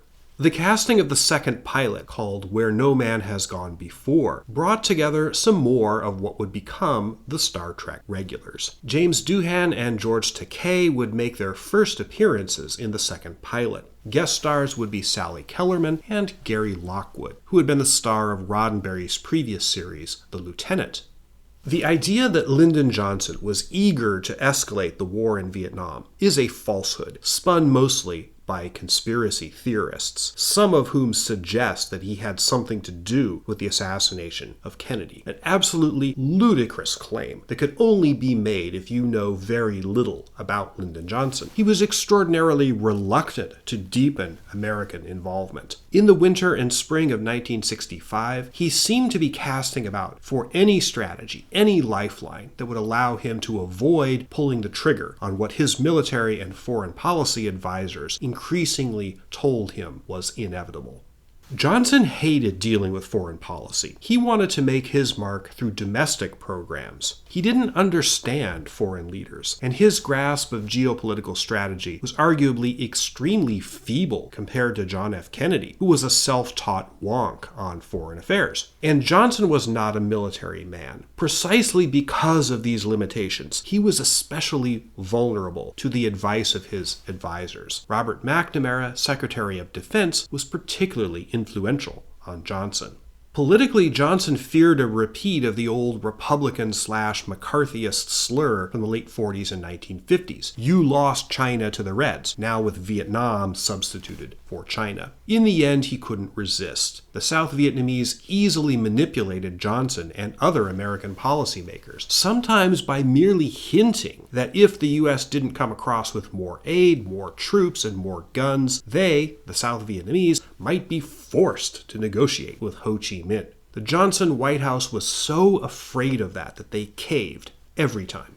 The North Vietnamese knew this very well. They launched a major offensive in the spring of 1965, hoping that it would push Johnson too far, that he would balk at the likely price of continuing to prop up South Vietnam, and he'd get out. That would pave the way for a communist victory, probably within months. So, the 1965 offensives in Vietnam were carefully planned to exploit Lyndon Johnson's reluctance to roll the dice on a big commitment. On June 7, 1965, as the script for Where No Man Has Gone Before was being finalized, General William Westmoreland, commander of American forces in Southeast Asia, sent an urgent message to the Pentagon regarding the effect of the new North Vietnamese offensives. He said that South Vietnam, quote, cannot stand up to this pressure without substantial U.S. combat support on the ground, end quote. This cable, not the Tonkin Gulf Resolution, was the true genesis of the big escalation. To ignore it would have been to tacitly decide to allow South Vietnam to be taken over by a communist regime. LBJ would have had to overrule almost all of his advisors, with the notable exception of George Ball, Undersecretary of State. The military brass would have been up in arms. Republican power was at low ebb in Congress at this time, but they would have pilloried Johnson for losing Vietnam, as they claimed Truman had lost China. The Soviets would have taken a victory lap. Johnson was popular in summer 1965, and it was far enough out from any elections that could have been seen as a referendum on the decision that had he decided to withdraw, he probably could have survived the heat. Certainly, he was a skilled enough politician to be able to craft a solution that would put the blame for the failure on South Vietnam, not the United States. But he didn't do that. This was the turning point of the entire Vietnam War, at least for the U.S. On July 28, 1965, Johnson gave a televised address in which he announced that American strength would be immediately upped in Vietnam to 125,000 troops. Also expanded call-ups of the draft. That day was the 8th day of shooting on the episode Where No Man Has Gone Before, the second Star Trek pilot. On that day, they were shooting the climactic fight sequence between Captain Kirk and Gary Mitchell, a crewman who had been turned into a super powerful being by an alien force. It was an all-day shoot. Johnson timed his speech to go on at noontime in Washington, and it was an all-day shoot for Star Trek on the Desilu sound stages. So at least one of the images you've been seeing of this sequence was filmed at the very moment Johnson was announcing the escalation in Vietnam. Reportedly, Lucille Ball was on the set this day, urging the director, James Goldstone, to hurry up and finish, as the show was already over schedule and grossly over budget. After Where No Man Has Gone Before wrapped at the end of July 1965, there was a lull of several months while cast and crew waited to hear if NBC liked the new pilot and would pick up the series. There was no lull in Vietnam. American troops began arriving in huge numbers in the summer and early fall. The first major battle between U.S. troops and the North Vietnamese Army, the Battle of Ia Drang, began on November 14th. This was also the first major test of the Pentagon's strategy for Vietnam of dropping troops into a battle zone by helicopter, usually via the air cavalry, having them fight it out and then extracting them. What you're looking at on the screen is a location near where this battle took place. American forces suffered 155 killed during the Battle of Ia Drang, Where No Man Has Gone Before was in post-production. In March 1966, NBC announced its commitment to pick up Star Trek for the coming fall TV season. There was another flurry of activity and changes. After all, the second pilot was now 8 months in the past. 3 new cast members were brought on board in this period. One was Nichelle Nichols, who had been involved in The Lieutenant and who also had an affair with Gene Roddenberry, evidently before he became involved with Majel Barrett. The man had a lot of affairs.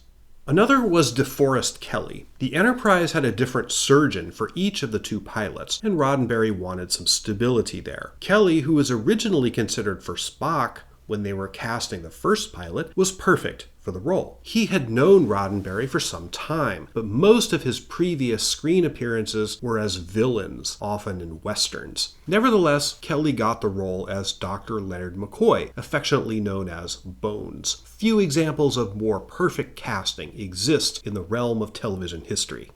And then there was Grace Lee Whitney. She was also known to Roddenberry. He cast her in another pilot he worked on, Police Story, between Where No Man Has Gone Before and the beginning of the actual Star Trek series. Her character, Yeoman Janice Rand, did not appear in either of the pilots. Roddenberry felt that Kirk should have a semi-romantic foil, a woman he can have a hankering for and vice versa, though in television tradition, their characters were never intended to consummate their nascent romance.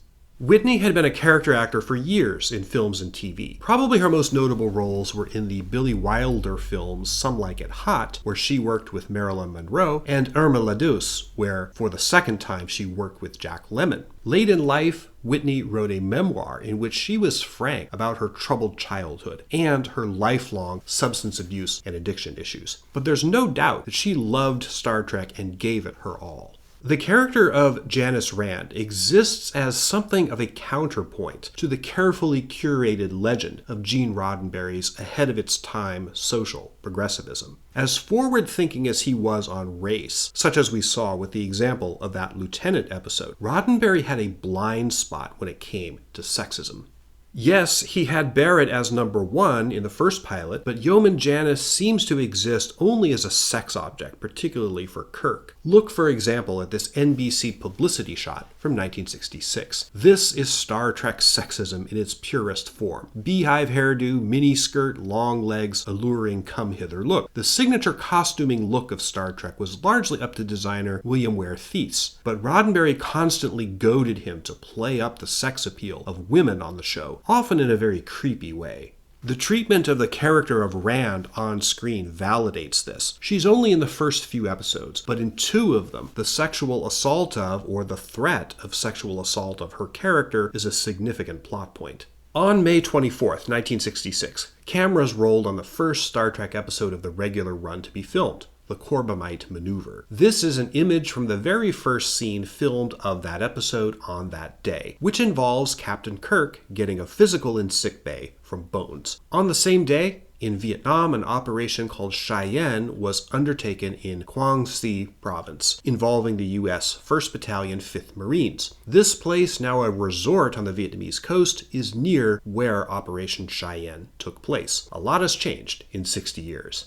Production of the first few episodes continued through the summer of 1966. They were, in the order in which they were filmed, the Corbomite Maneuver, Mudd's Women, The Enemy Within, The Man Trap, The Naked Time, Charlie X, Balance of Terror, What Are Little Girls Made Of, Dagger of the Mind, and Miri. Between July 28, 1965, the day Johnson announced the escalation, and exactly 1 year later, July 28, 1966, when filming began on What Are Little Girls Made Of, according to National Archives records, 4,873 Americans were killed in Vietnam.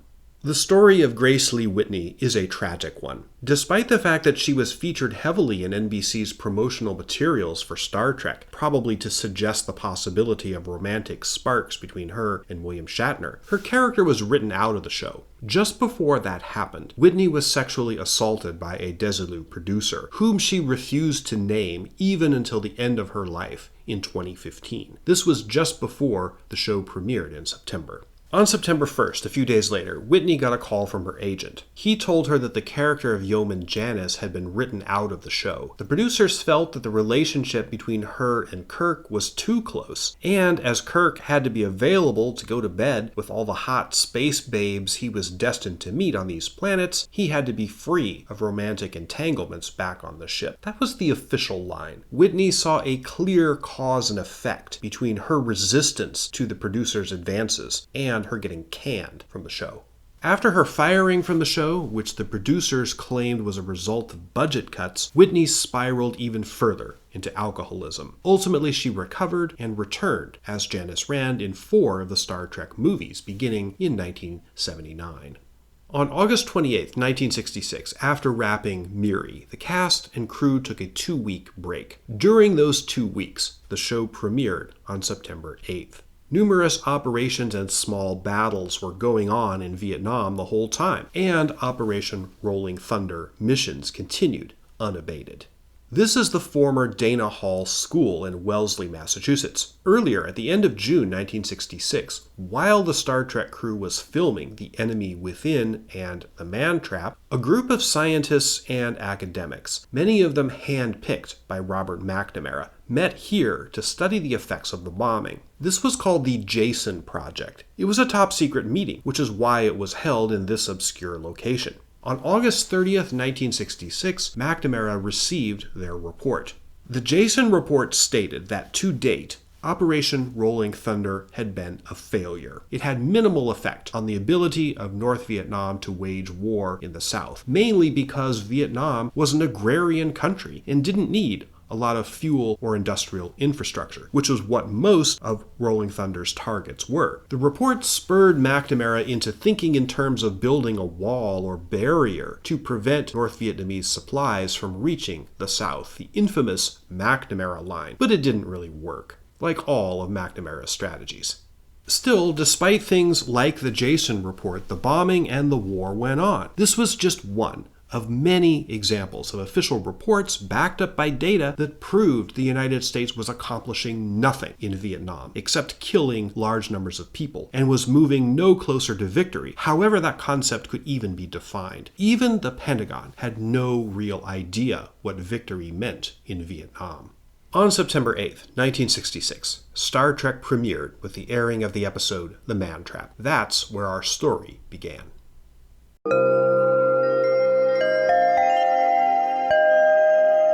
Now we return to where we left off at the end of Chapter 3. A Taste of Armageddon, which we've already talked about, was the first episode to include any material filmed in the calendar year 1967. The last 2 days of production of that episode fell on January 3rd and 4th. The next episode to film was This Side of Paradise, one of Star Trek's finest, which featured a script by Dorothy Fontana, revising an earlier script by science fiction writer Jerry Soule. This is one of the best episodes, but I don't have a lot to say about it, because there's not much in it that dovetails with Vietnam. There was a weekend between the completion of filming on This Side of Paradise and the start of the next episode, The Devil in the Dark. During that weekend, on Saturday, January 14th, 1967, an event that was quite important in the Vietnam era occurred. It happened here, at a place called the Polo Field in San Francisco's Golden Gate Park. Organized mainly by artist Michael Bowen, associated with the Beat movement of the 1950s, the event, called the Human Be-In, featured numerous speakers on various counterculture topics, especially drugs, particularly LSD, recently outlawed in California. Timothy Leary was there, of course, beatniks like Allen Ginsberg and Michael McClure, and there was music too, including some of the greats of the era, like Jefferson Airplane, Big Cheer, and Big Brother and the Holding Company, which featured Janis Joplin. The Human Be-In was really the first event at which the hippie movement was prominent in the media and public eye. About 20,000 people attended the Human Be-In, maybe 30,000.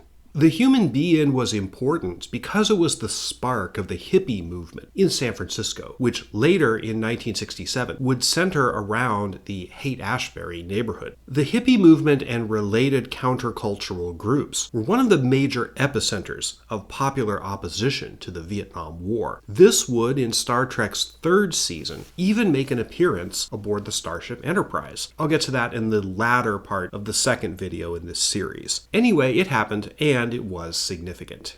Throughout most of January 1967, a massive operation was going on in Vietnam. It was called Operation Cedar Falls, one of the largest ground operations in the entire war, which involved 16,000 American troops and 14,000 South Vietnamese. The idea was to clear a whole swathe of territory called the Iron Triangle of Viet Cong or North Vietnamese forces, a clean sweep operation on a massive scale. This memorial is near one of the villages that was affected by Operation Cedar Falls. About 6,000 South Vietnamese peasants were forcibly relocated by the troops. And it didn't work strategically. The Viet Cong retreated into a vast system of tunnels which crisscrossed the whole country, hiding personnel, weapons, and supplies there. The army had a specialized group of forces who were supposed to be good at flushing out tunnel complexes, but the job was just too big. Every time one of these clean sweep operations happened, even if they were initially successful, the Viet Cong would eventually return to the area in time. Operation Cedar Falls cost the lives of 72 Americans, 11 South Vietnamese, and over 700 North Vietnamese. The operation ended on January 26th, the day Errand of Mercy, which we've already talked about, began filming. The next day, January 27th, 1967, was the day of the terrible Apollo 1 launch pad fire that killed astronauts Gus Grissom, Ed White, and Roger Chaffee, and set back the U.S. moon program at least a year or so. Next up was The City on the Edge of Forever. This episode is often considered to be Star Trek's best, and that judgment is probably deserved. It's well-written, emotional, thought-provoking, well-acted, especially by guest star Joan Collins, and technically very impressive. The story of the making of this episode, especially the writing, is often told in Star Trek lore. Some of that story is worth recounting here, but the crossovers we can draw with the Vietnam War context, though not insignificant, don't, in my opinion, warrant a true deep dive. Harlan Ellison was one of the high-caliber science fiction writers Roddenberry had pursued since the beginning of the Star Trek project. Roddenberry assigned him a story on March 16, 1966, before the main series even began filming. Ellison was definitely a visionary and had a lot of broad, thought-provoking, and even mind-blowing ideas. The problem was not only that writing was, for him, a laborious and uneven process, but that he didn't often write stuff that could logistically be filmed on a 1960s television budget and within the realistic constraints of that medium. Ellison's ego also clashed with Roddenberry's. In the end, Ellison was furious that his script was rewritten, and particularly how it was rewritten. Roddenberry had a natural tendency to try to take as much credit as possible for the show's successes, even at the expense of other writers.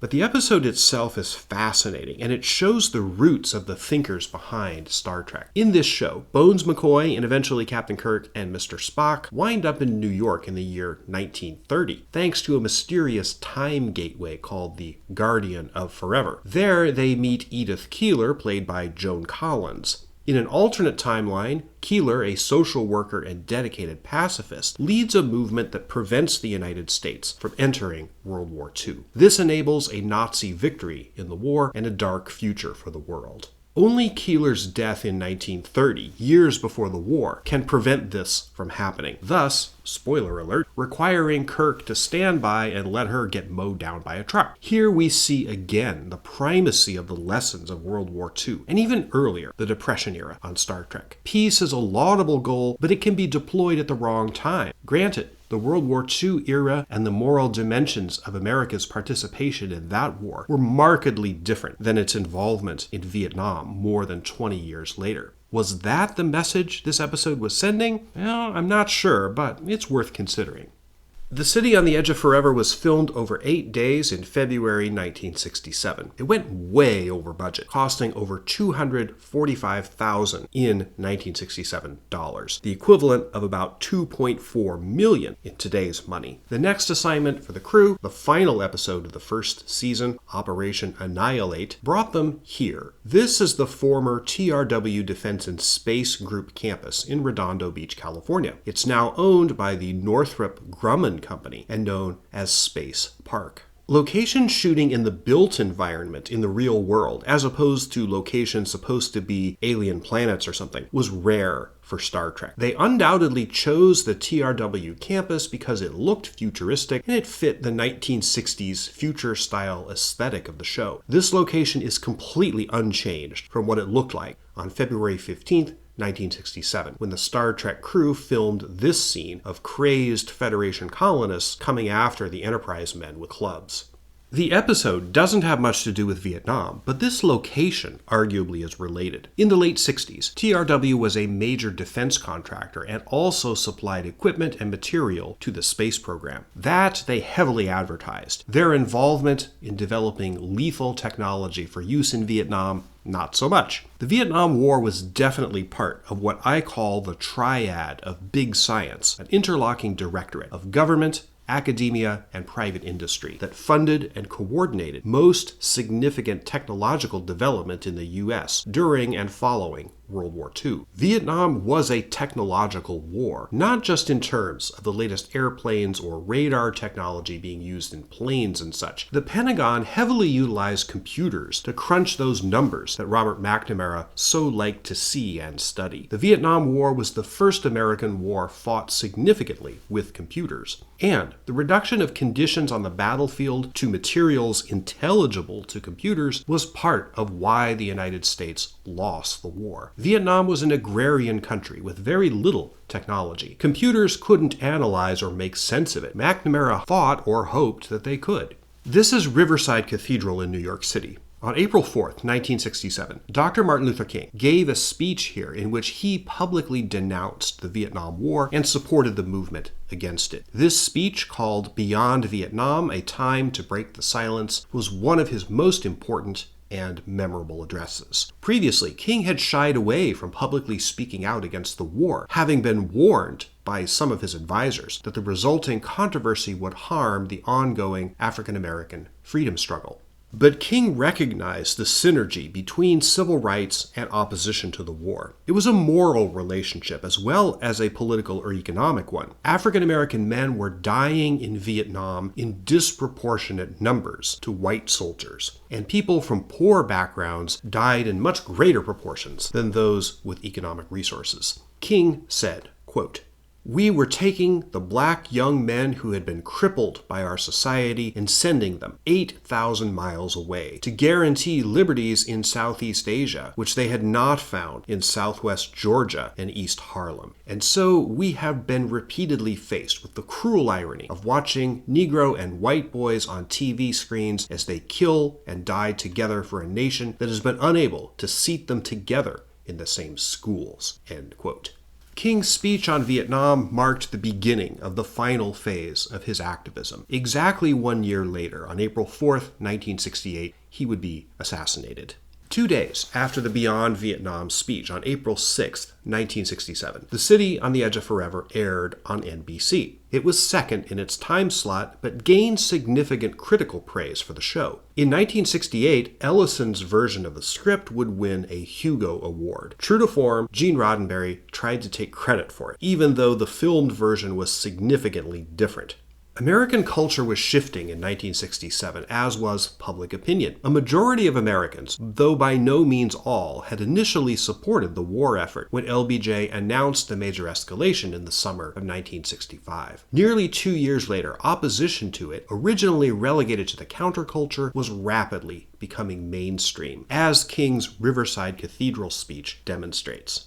Johnson was about to learn the lesson that various other U.S. presidents learned the hard way in the 60 years after him. Once lost, the support of the American people for a war can never be regained by political or rhetorical means. No one could know it from the standpoint of 1967, but the Vietnam War was destined to be a long and terrible struggle for the soul of America, and it would contribute mightily to the deeply divided society the U.S. has become since that time.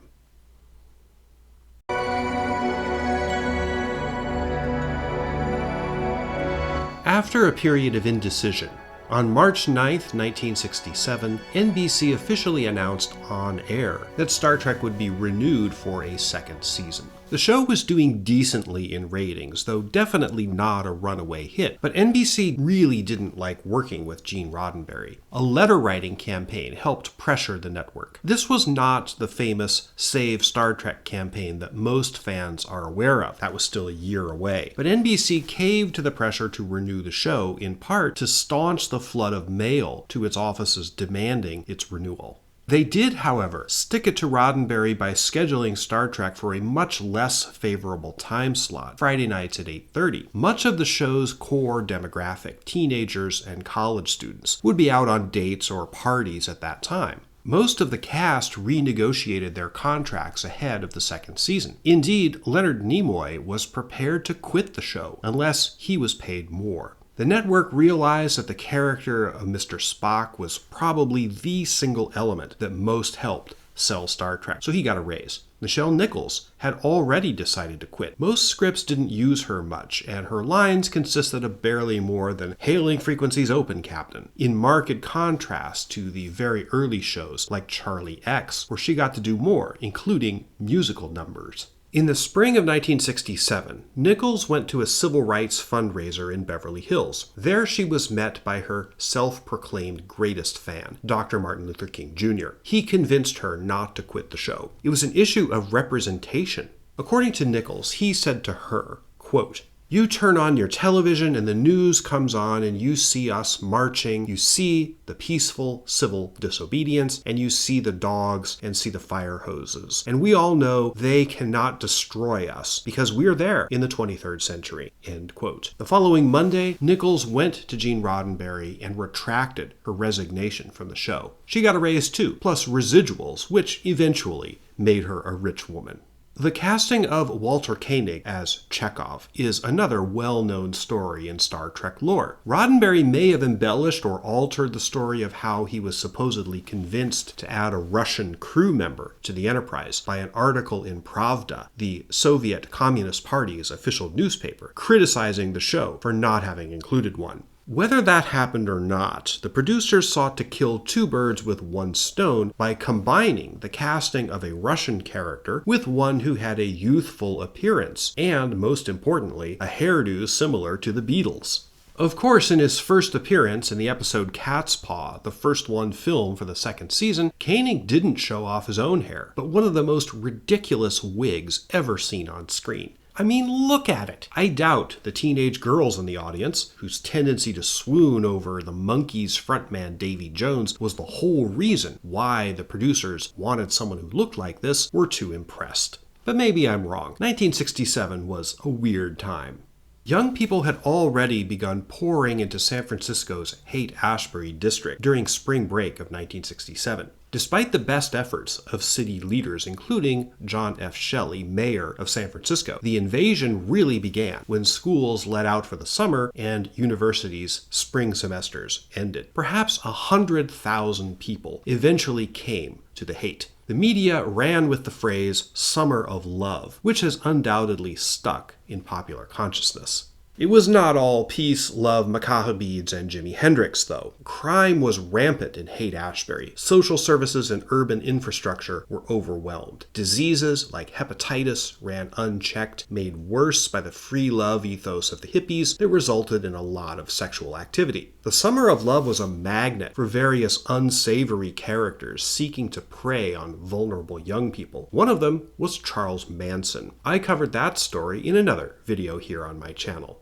On June 6, 1967, the Star Trek cast and crew began filming Amok Time, one of the show's most iconic and well-remembered episodes. That week, the Six-Day War occurred in the Middle East, with a preemptive attack by Israel on Egypt and Syria. This was a major flashpoint in the Cold War in this period, and resulted in the occupation by Israel of the West Bank, Gaza Strip, Golan Heights, and the Sinai Peninsula. The war was over by the time Amok Time finished filming. This summer, Hanoi's broad strategy was starting to change. On July 9, 1967, one of the most important North Vietnamese generals, Nguyen Chi Thanh, died. Exactly how he died has been disputed. It might have been a heart attack after a drinking binge, or he might have been injured in a B-52 strike. The sources conflict. What does seem clear is that after his death, the North Vietnamese Politburo, and especially Le Duan, first secretary of the Communist Party and de facto leader of North Vietnam, carefully reviewed the military plans he'd left behind.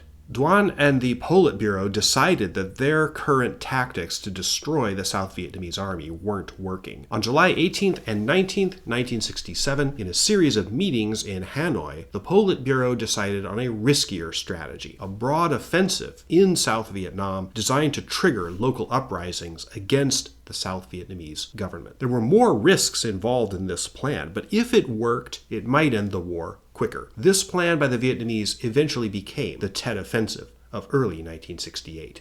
On that same day, July 19, 1967, the cast and crew were filming the episode The Apple on Desilu's Stage 10, which was the site of the planet set that was used for various episodes. It was on the filming of this episode that a pyrotechnics explosion permanently damaged the hearing of William Shatner after an earlier similar injury while making Arena. Shatner has said that the tinnitus as a result of these injuries has been a serious disability, getting so bad that by the late 1990s he suffered depression and even considered taking his own life. He has since been successfully treated.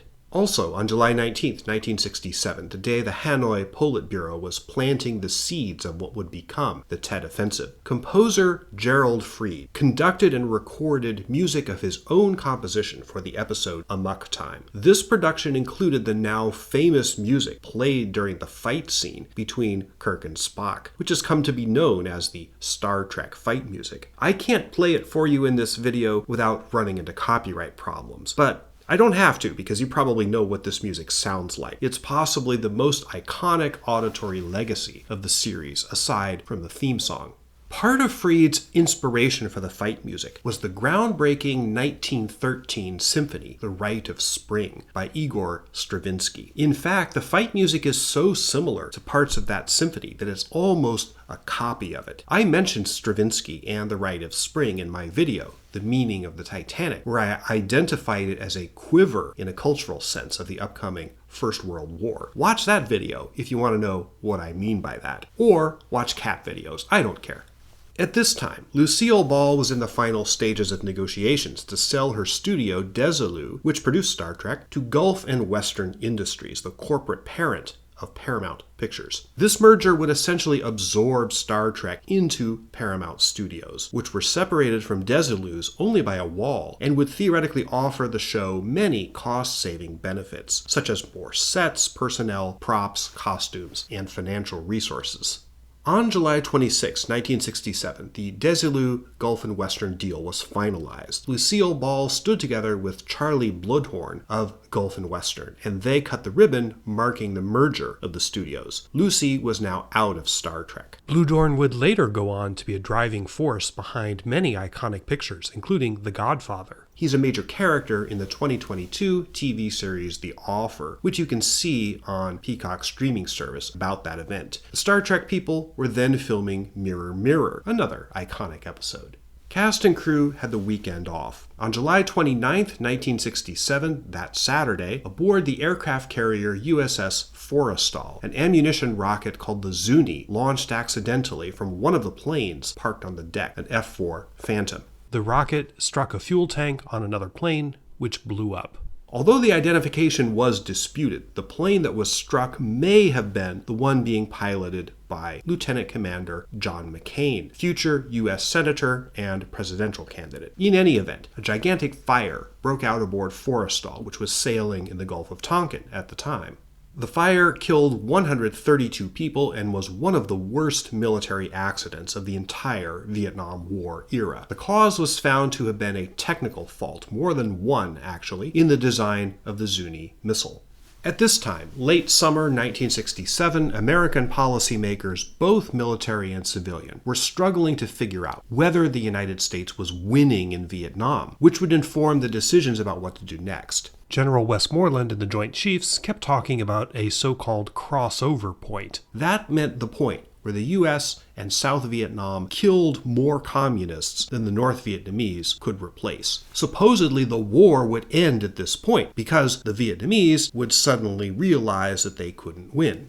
This was a profoundly stupid idea. When does someone stop fighting for the independence of their own country? But the whole crossover point concept was part and parcel of Robert McNamara's approach to the war, which was based on numbers and bean counting. Attrition was the U.S. strategy, but it was based on that erroneous idea that when one bean too many, meaning one Vietnamese troop, went into the wrong column, the whole game would be decided. If this was your conception of victory, as it was for McNamara and Westmoreland, which beans you counted was highly critical. On September 11th, 1967, something highly significant happened, but it didn't make the news. Richard Helms, director of the CIA, sent a cable to the CIA's Special Assistant for Vietnamese Affairs, George Carver Jr. The CIA was at this time fighting with the Pentagon about which assessments of North Vietnamese troop strength they were going to use going forward to plan Vietnam War strategy and operations.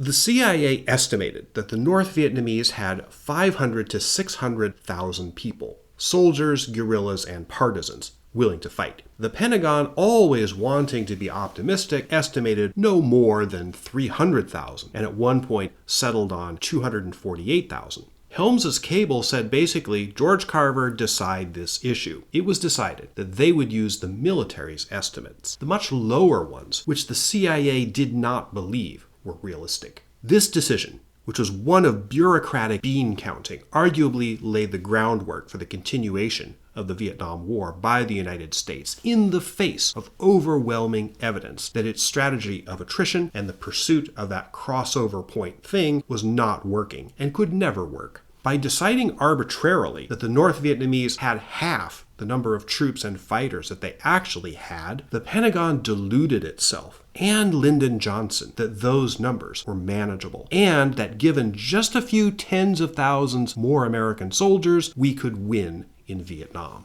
On the day this decision was made, the Star Trek people were on a 2-week Labor Day vacation. On September 15th, 1967, the new season premiered with Amok Time. It came in second in the ratings, behind Gomer Pyle in the CBS Friday night movie, which was The Great Escape with Steve McQueen.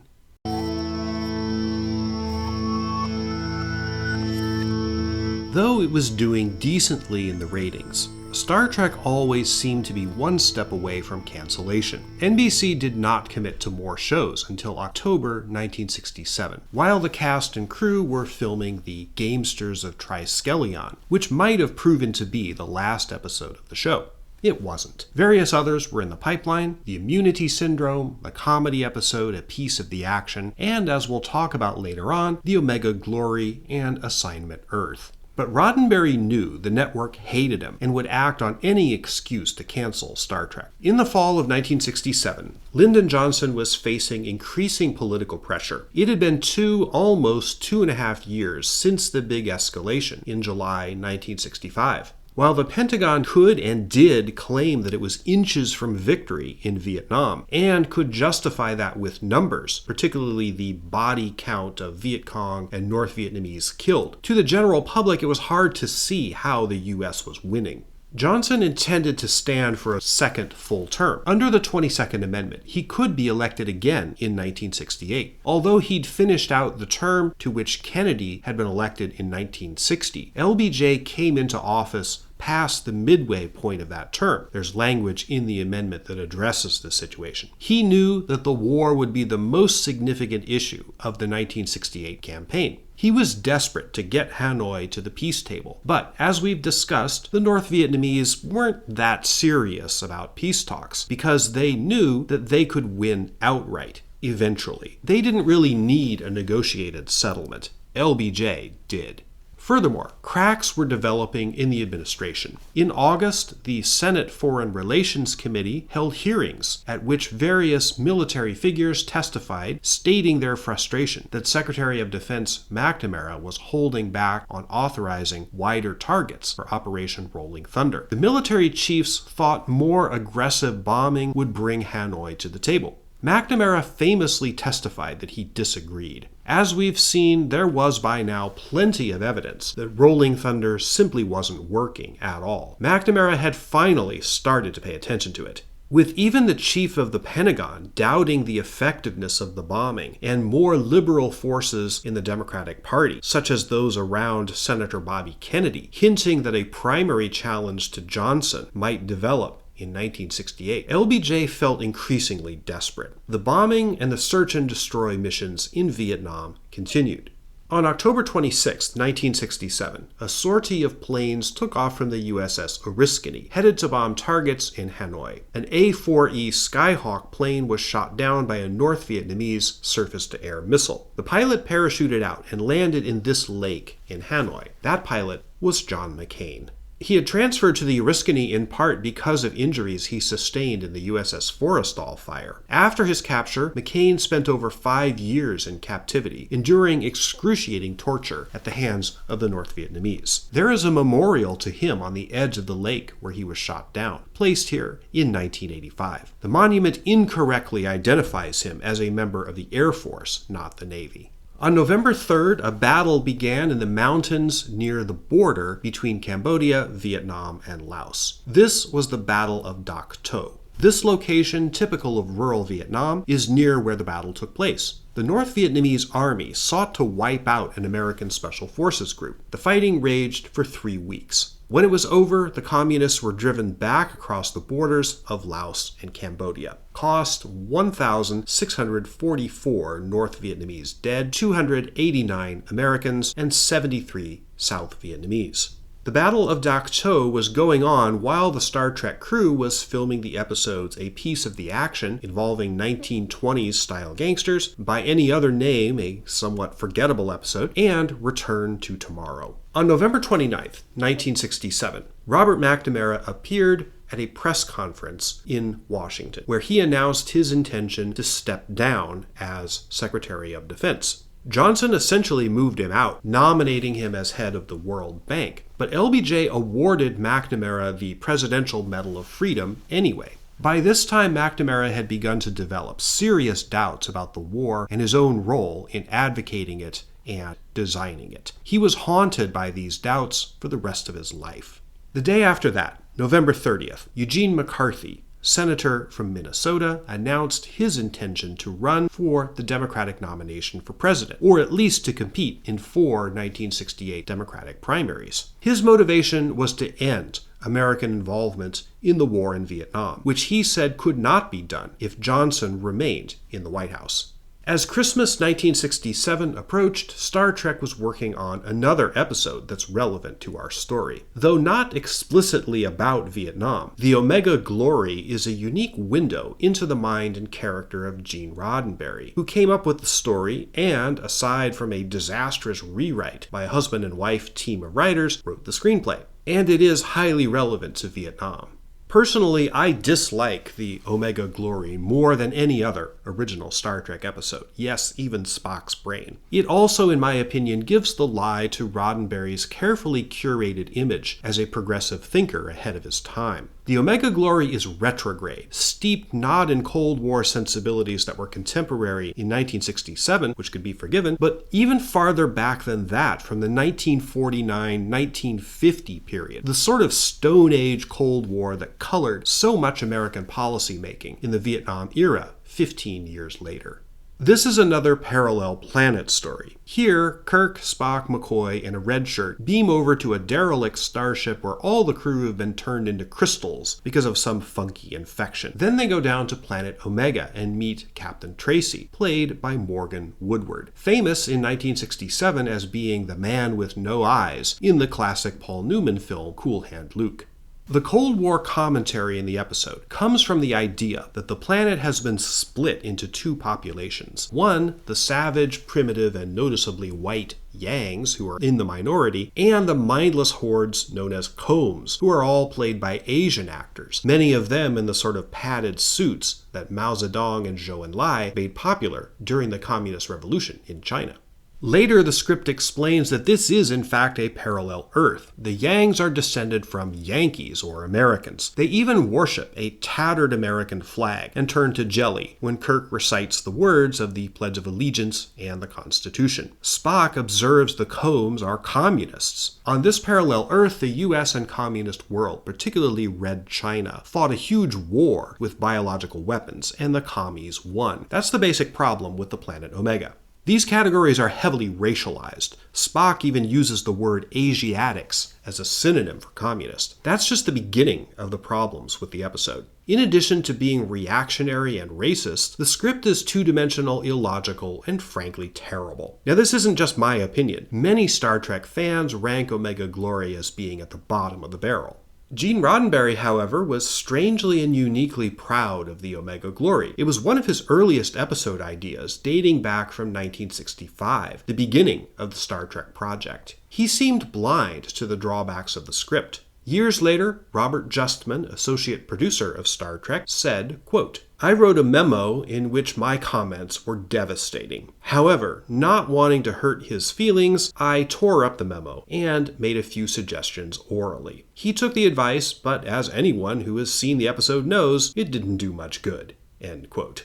At the time of the Omega Glory's broadcast in early March 1968, Gene Roddenberry was so proud of it that he begged NBC to take out full-page ads in the trades promoting it. The network hated it and had demanded a lot of changes to make it a little less terrible, none of which were really implemented. The episode did not get the recognition Roddenberry wanted. It placed third in its time slot when it aired on March 1st, 1968. Roddenberry's views of communism and the Cold War were entirely understandable and typical given his generation, his worldview, and his life experience. The kind of patriotism on display in the Omega Glory, vaunted as the central worship words of the Yang culture, is exactly the kind of patriotism that was very commonly expressed in that way in the 1930s and the World War II era, tending to center around the founding documents like the Declaration of Independence, the Constitution, and the Bill of Rights. Reciting the words of these documents was considered highly meaningful and performative, as it is in the episode. The idea that communism is a sort of disease to which quote-unquote Asiatics, Roddenberry's word, not mine, are especially susceptible, was mainstream in 1950. That was the ideological soil that sprouted McCarthyism. And as we've seen, the "we lost China" narrative of that same period has a great deal to do with why policymakers from Eisenhower to JFK on down to Johnson made many of the decisions they did in the run-up to America's involvement in Vietnam. So if you're wondering why I think the Omega Glory is an important episode to discuss, that's why. At the end of 1967, the United States had 485,600 troops in Vietnam, plus another 44,517 stationed in Thailand. 11,153 Americans were killed in Vietnam during that year, and there was no end in sight. The next year, 1968, would be the bloodiest yet.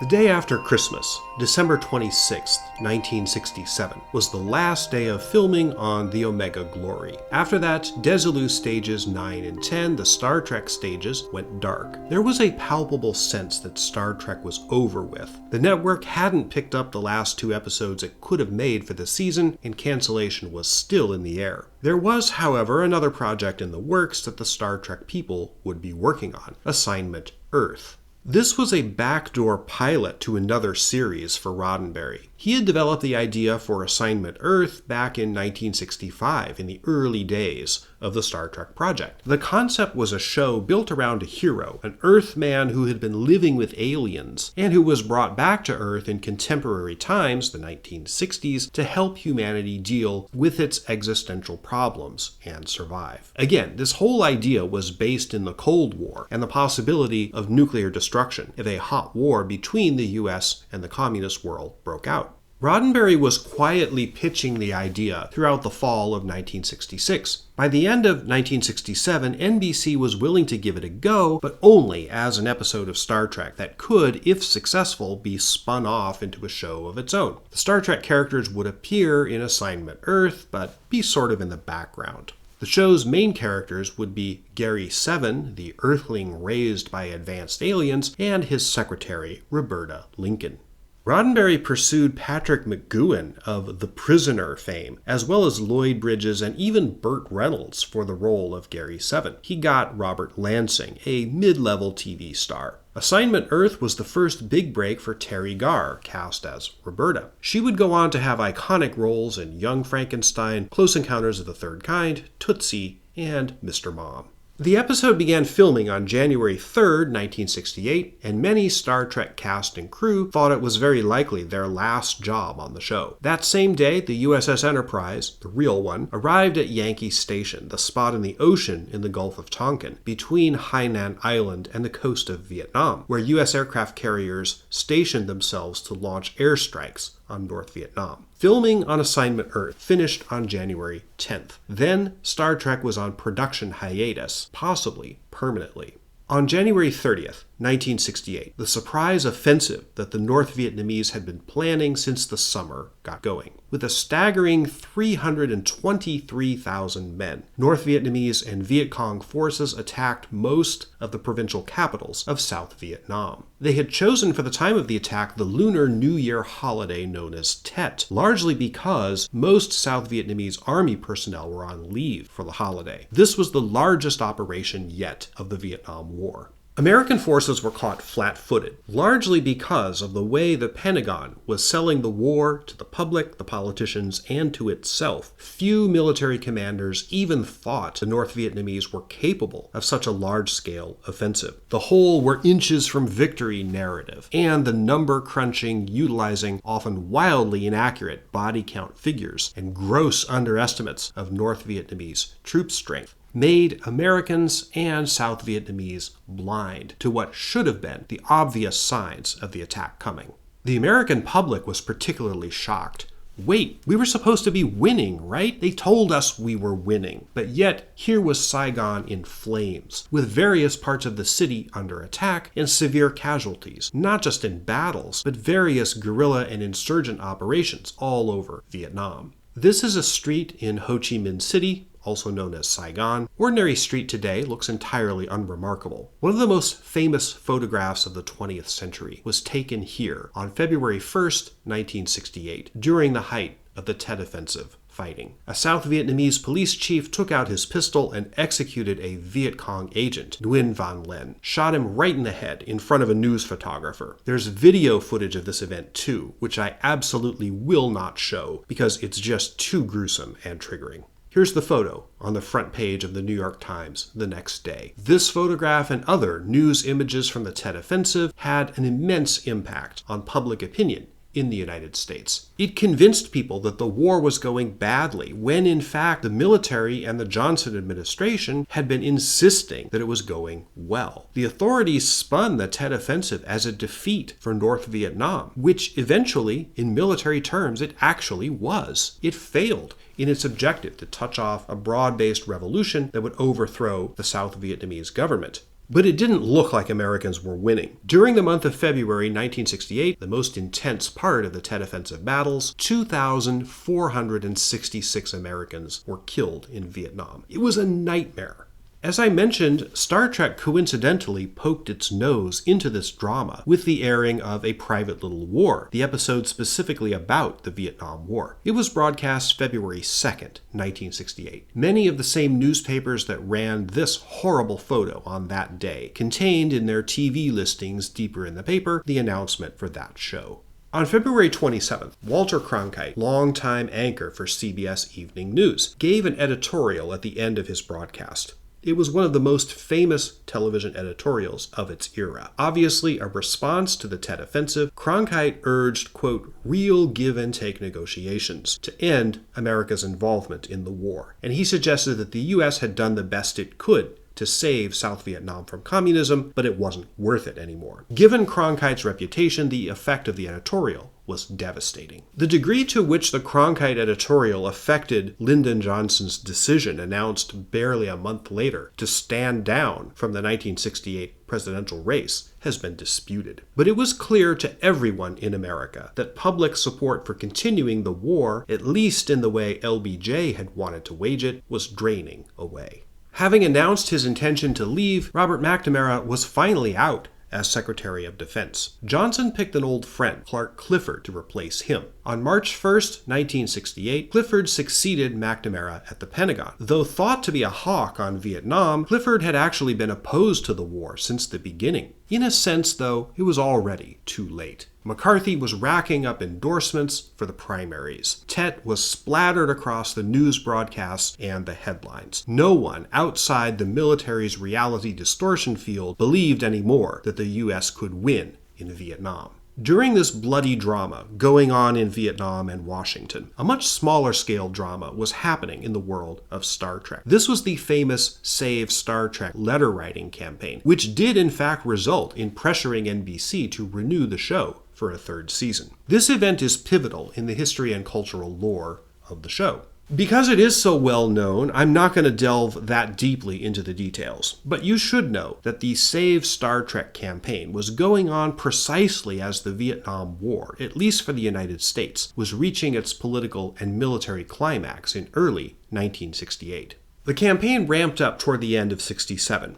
A dedicated fan from Chicago, Bijou Trimble, and her husband were instrumental in organizing grassroots Star Trek fans to flood NBC with letters demanding the show's renewal. NBC claimed they were receiving 6,000 letters a week in January 1968, but that number is probably too low. Letters came from professors, scientists, engineers, and even employees of NASA. One obsessed fan cased Rockefeller Center in New York to try to identify the limousines driven by NBC network executives, and then put Save Star Trek bumper stickers on them. Students from Caltech and USC marched on NBC studios in Burbank and forced a meeting with studio execs. No television network had ever seen anything like it. On March 1st, 1968, the highly problematic episode, The Omega Glory, was broadcast. At the end of the show, an NBC announcer read the following text. Quote, "And now an announcement of interest to all the viewers of Star Trek. We are pleased to tell you that Star Trek will continue to be seen on NBC television. We know you will be looking forward to seeing the weekly adventures in space on Star Trek." End quote.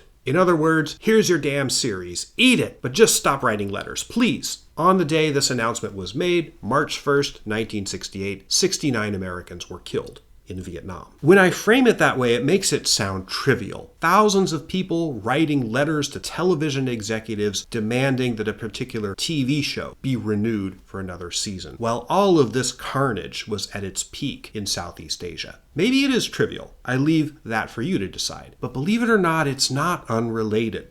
How many of those Caltech students, professors, and scientists who marched at the Save Star Trek rally at NBC Burbank Studios had previously, or would shortly thereafter, take part in protest marches against the Vietnam War? Probably a lot of them. Indeed, Americans in early 1968 were getting used to marches and picket signs and sit-ins in much greater numbers than they had been before.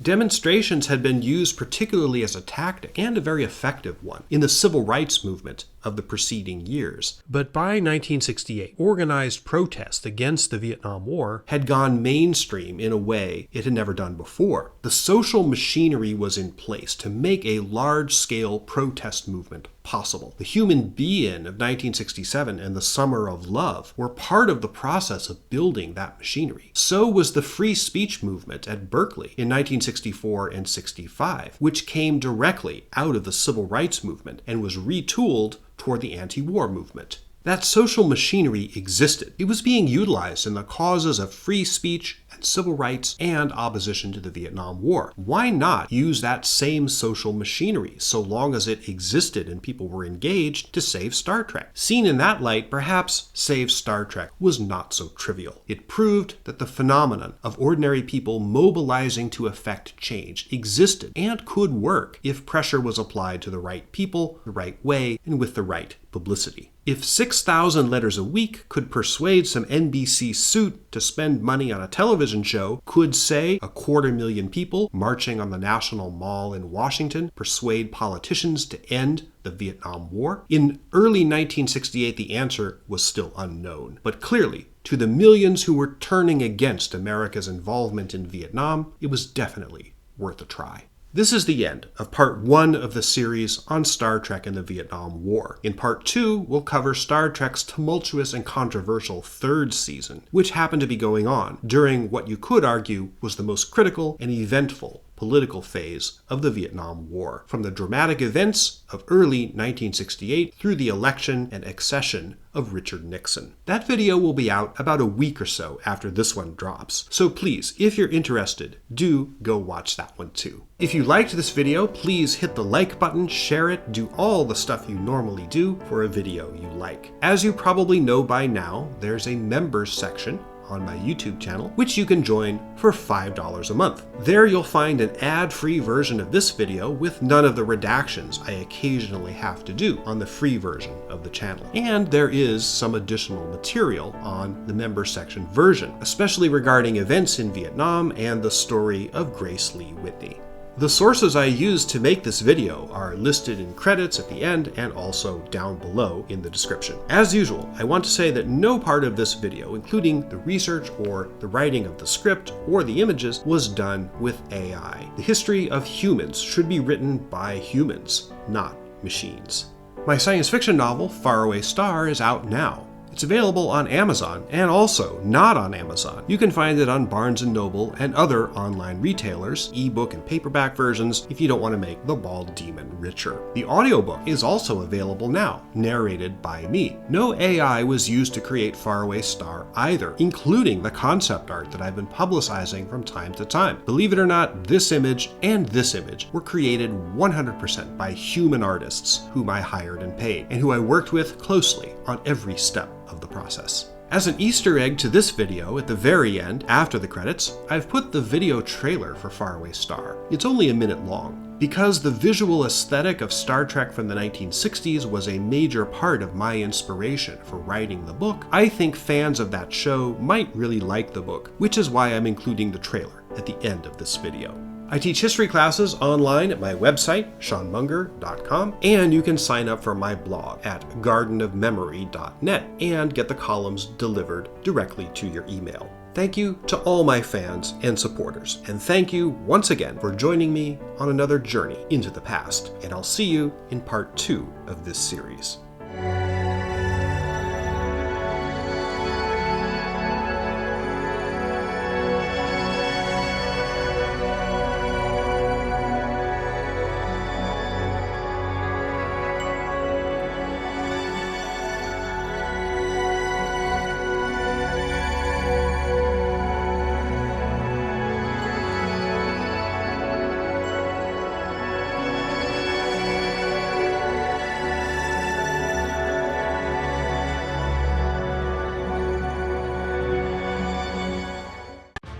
Dear cousin, the war our planet is fighting is totally unjust.